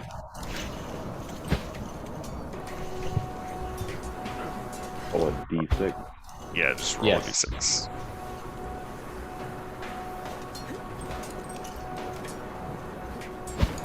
Okay. All right. So you get 6 temp. Yeah. And then you could bestow the same thing to someone next to you. That's Yep, you can do it to within- Ordella or to Granite Guts. Within 5 foot, you said? Within 5 feet of you, yes. Think about that as like a 6-point shield. Those points are depleted before your hit points go down. Got it. So, who's worse off? Granite Guts, or you worse off? I'm at 6. I'm at 8. Yeah, so Granite Guts. All right, Granite Guts, roll a d6.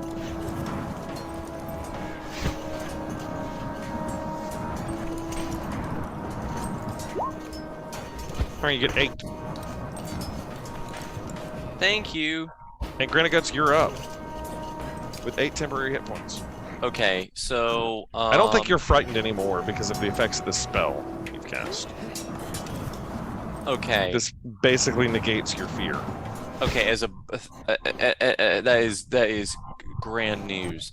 As a in my bonus action, I'm going to go ahead and cast Sanctuary on myself. Okay. That means that any attack or harmful spell against me must succeed a Wisdom saving throw. Okay. On a fail save, creature must choose a new target. Okay. My eyes are clear. My heart is stalwart. My lance is gleaming, and I charge past Harkus directly at this thing that enfeebled me. Okay. And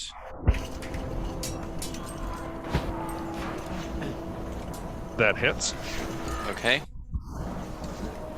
And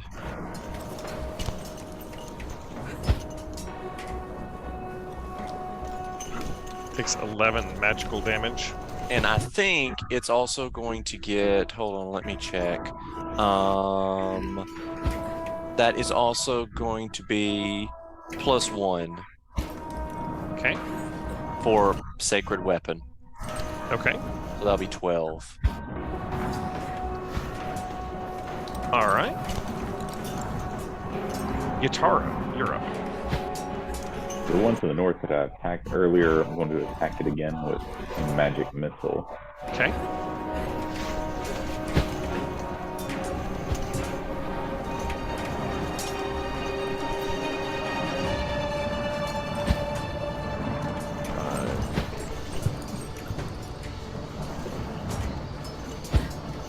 Okay. Just pop it multiple times. Ordella, you're up. Oh, and also, can I move back? Yeah, as well? absolutely. I'd get away from 30. I'd get out of 30 feet range from it.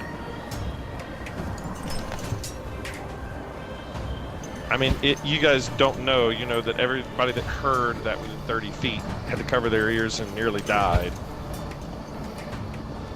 Okay, I'm good. Well, on that note, I'm gonna Charge. Yep. Run up on it, and I'm gonna get my Moon Touch longsword out. See Okay. if that does any good. Yeah, that hits and seems to do better. Right. Now you passed the saving throw for fear, right? You were not afraid. I don't think you made me do one. Yep. Make the saving throw, please. Okay. As Wait, you're what- running up on it, looking at it to attack it, it's a wisdom save. Okay, wisdom. Yep. You are frightened of the thing. So, roll me that Right. attack roll again. okay.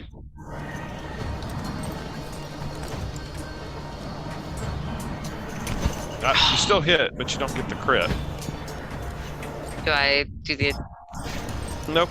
No. It was with disadvantage. The attack was at disadvantage, Oh, okay. basically. And you find yourself basically unable to move any closer to this thing. You've run up on it, you swung at it, but like you're terrified of it. You just sort of swung loosely and missed the crit, but you can't get any closer to it as you're afraid. Okay? Okay. Give you the hit, though. Harkus, you're up. Harkus is still like looking the other way as he sees Ordella like wet herself or something. Yeah. At the sight of this undead looking ghost elf with icicles dripping off of her. Ice banshee. Okay. I'm just going to sort of take my chances and run up on this one and roll my Roll your wisdom save. wisdom save.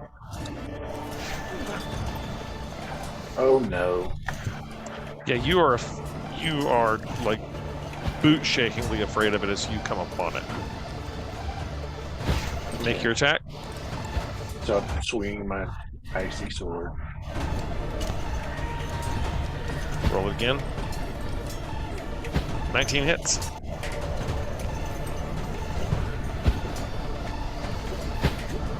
Okay. The cold doesn't seem to do anything to it, but the other damage actually hits it. Unlike some of the other things that didn't seem to hit at all. And then And you're afeared. I would imagine that swinging my fist at a spectral being is probably not going to do any good. Certainly try. Might as well. Disadvantage. 18, you make contact with it.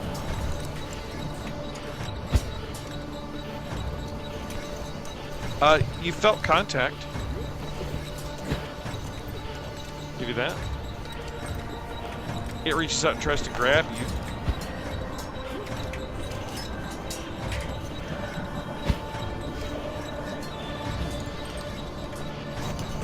Oh, and 9 doesn't hit, does it?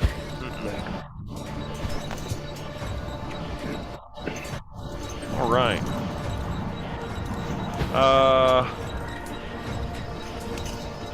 This thing's just gonna move through the flamethrower. I don't think the flamethrower gets opportunity attacks. Probably not.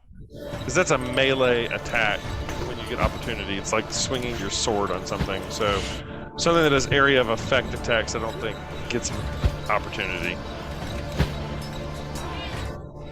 Roll20 is doing some goofy stuff. It's going to come up and it's going to shoot an ice arrow at you, Leonard. Does a 16 hit you? Yes, it does. Or 12 necrotic damage. All right. As it moves to within your range. You're not afraid of it, though. Leonard, you're up. Okay.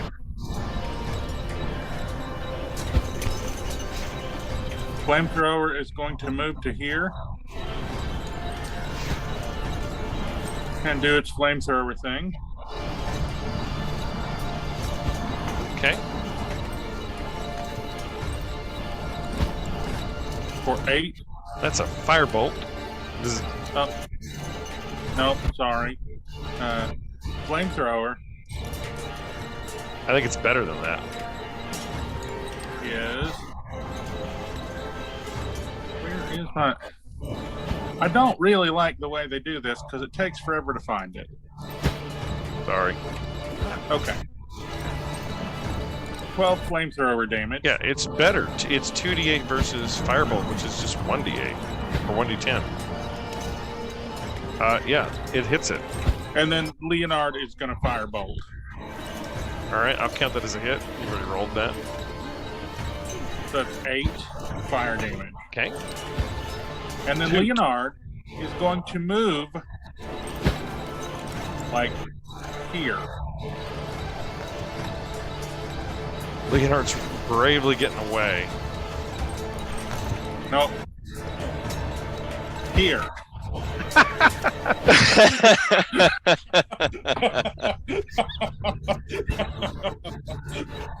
Toots, you're up.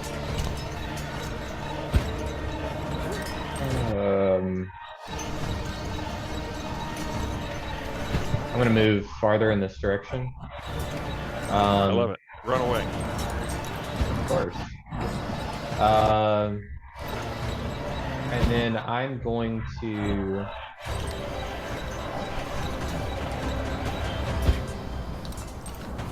This is the story of how the Banshee kills everybody, but...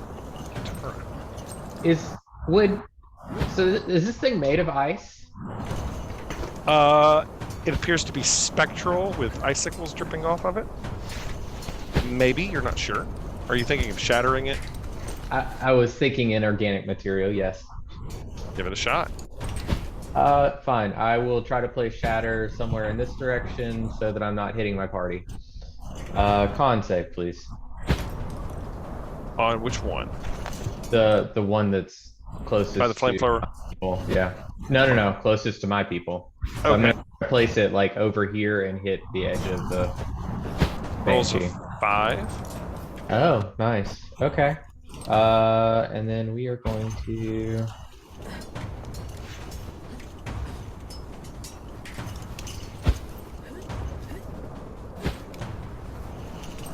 Pretty decent roll. Okay. Everybody, I need Harkus, Ordella, and Granite Guts to make dex saves, please. Oops. Ew. I got oh well, I don't know if inspiration will help me on that, will it? Ordella and Granite Guts, you take 6 piercing damage as the Toot. Banshee just explodes in shards of sharp ice that just blast out all over you. And it's gone. Yay. Nice. The spirit that was there is just gone, but like shards of ice just pierce into you. I'm gonna turn to Toot and say, "Do it again! Do it again!" Harkus, you take 3.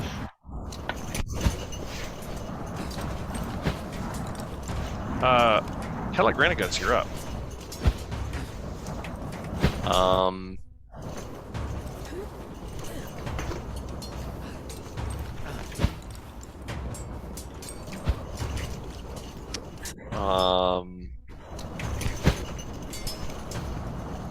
I am going to take the dash action and get right up on this other banshee.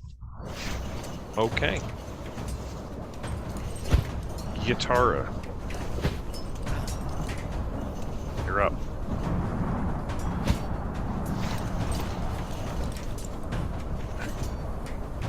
I'm going to. For that one, I'm going to hit it with magic missile again, but first level. Okay. 3 darts.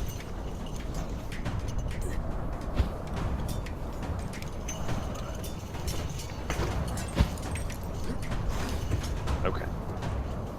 Ordella. You're frightened. Not of. Okay, I was about to say, am I still frightened? Yep, you can make the saving throw at the end of your turn. Okay, Can't get so any, I can't move any closer to it till the end of your turn. Okay, well then I'm gonna shoot at it with my crossbow. Okay. Disadvantage. Okay. I can't use my inspiration or anything. Yeah, you could use inspiration to negate disadvantage. Okay, So you So want then that I- 19? yeah. Yeah, that hits. Then roll damage. Yep. Arrow pierces into the banshee and a little bit of like its tissue goes flying out. Harkus, you're up. You can roll the saving throw, by the way, to get rid of your fright. Oh, okay. Which do I Wisdom. roll? Wisdom. Wisdom. Okay. You're not frightened anymore. Yay. You'll be able to move closer to it if it is still there. Harkus, you're up. You're frightened as well. Okay. Well, then there's. Let's see. I will shoot a dart at it again. Okay. Disadvantage.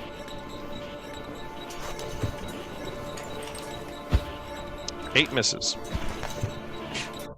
The banshee stares at you, Granite Guts, in your face. Opens its mouth. Make me a Constitution saving throw. Yatara, you as well.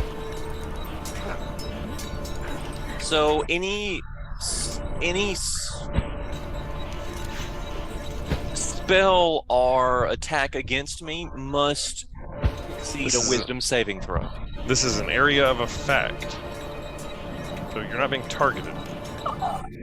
That's cheating. Oh. What was that again? A constitution? Constitution, I'll make it, but it's not targeting. It's not like you can choose a different target. It's like you're within earshot of it. You have to cover your ears as it emits an extremely loud sound. Yatara, you're within range too. Cover your ears. Granite Guts, you take 9 psychic damage. Yatara, you also take 9 psychic damage. Leonard, you're up. Leonard, having not died, is You're not going within to range. Flamethrow again for 10, Hits. and then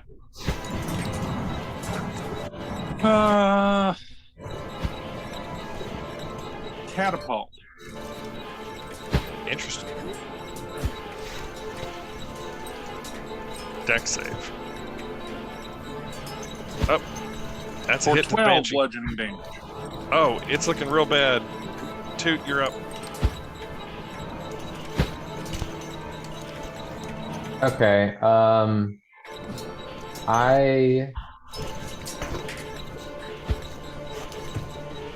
far away am I? Oh, that's the wrong button. Okay, yeah, I'm just gonna viciously mock it. Okay. Wisdom. Crits. Okay. Granite Guts. You've run up in its face. It's wailed at you. What do you say?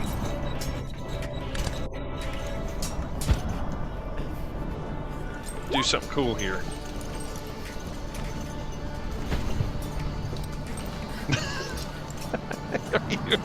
Are you dead? I'm dead. That's what I say. I say 13. Yatara, you see Granite Guts down on the ground, dead in front of you. If you want someone to heal you, you've got to say something. I thought don't Granite know Guts what had the you're- opportunity to like deliver the killing blow here, but nope, he's dead. I tried. I really That's did. awkward. It is awkward, but unfortunate. So is that what is that? That's a pass. Okay. Yatara, you're up. The thing looks like it's on his last leg. I'm gonna scoot back from it a little bit first, Just scooch back. just a smidge.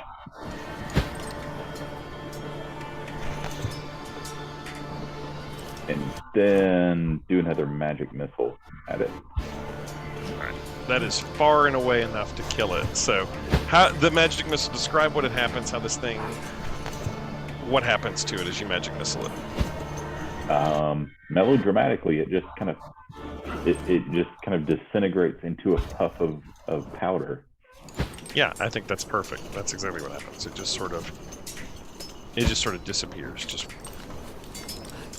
And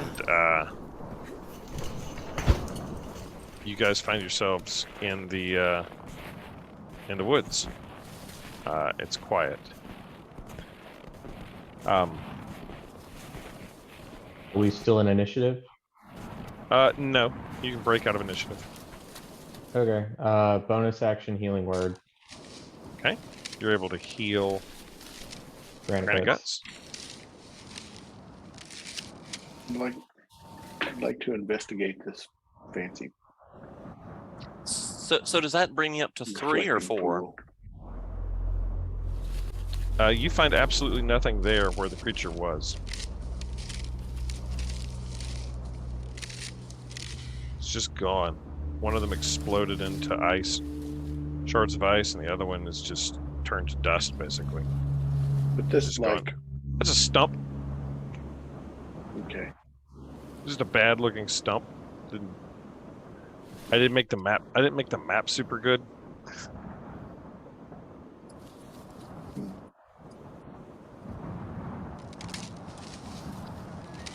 After, are you guys taking a rest, short resting, or trying to keep moving, or what are you doing?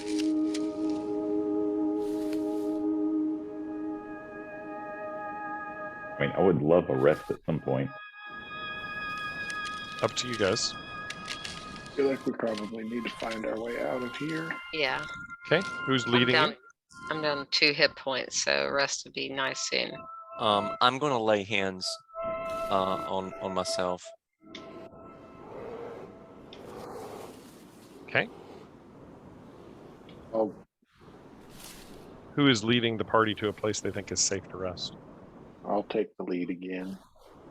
Roll me survival. That way when we get lost, it'll be my fault. Again. That's right. Roll survival. Guidance. Okay. And I'll say, if you're lost in the woods, just start playing a game of solitaire and someone will appear behind you with guidance on your next move. 15. All right. This is 2 successes now. You had 1 success earlier, and this is your 2nd success on a DC 15 survival check. After a period of time, you are able to pick up moose tracks again. Follow them through the woods until eventually the tracks lead you somewhere. You follow them all the way through the darkness until you come upon a strange structure. And I'll describe what you see there. Tracks lead to a large circular indentation in a snowy hillside. Rising from the middle of the circle is a triangular, like structure that is beautifully carved out of the very rock. In the center of it is a large crystal that stands several feet tall, and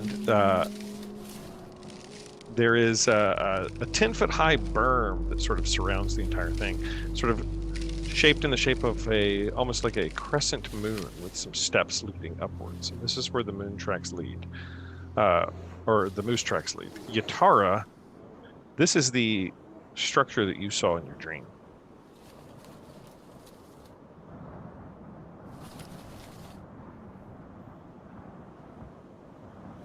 The edge has evergreens growing. The edge has evergreens growing around it and atop it, and sheltering what looks like some sort of sarcophagus buried under snow, enclosed by a half circle of pale blue crystal pillars. There is a delicately carved gazebo right here that you guys can all see, made out of marble. South of the berm is a row of outward-facing white marble statues atop granite pillars that none of you can really see right now. Circular indentation in the snowy hillside rising from the middle of this circle is a triangular gonman of beautifully carved crystal that stands 20 feet tall.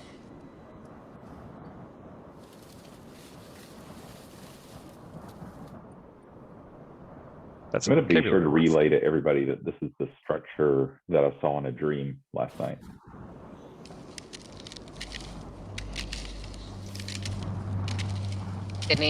Was anything else in that dream, or just the structure? I'm gonna make sure this it's is not a a bad outcome. This is a gnomon, is how you pronounce it, which is basically like a sundial. Except it seems to have, in your dream, the sundial had pieces of the moon, and it's made out of crystal. And I think this is as good a place as any, is where we will leave you guys for the evening, as you've come upon this creepy-looking structure in the woods that the moose tracks have led to, that Yatara saw in his dream. With a crystal, what looks like sundial, jutting out of a rock next to a sarcophagus, and some sort of structure built into the side of a hillside, with a marble gazebo. This is all quite fascinating. I think I would like some cookies and a biscuit. You do still have some cookies in your pack. Inspirational. That's not where I want them. I want them in that nice lady's warm house where I Where can long rests happen. Right. Yes. This is a lovely piece of terrain. I want to go home. That is an option. You could tell her we couldn't find the moose. We tried. I mean, we can, the moose will always be there. Always The moose will be there. waiting for us. Over the rainbow. If this is where the moose is. Or if this is whatever has caused the moose to happen. Well, this is about to be where our corpses is. Agreed. Well, potentially. We'll find out next time. Find out next On Rime of the Frostmaiden. Indeed. I can't wait to see what happens. I hope you guys had a good time. Yeah. Mm-hmm. We'll catch you again next week when we find out what happens next. Night, everybody. Night. Good night. Good night.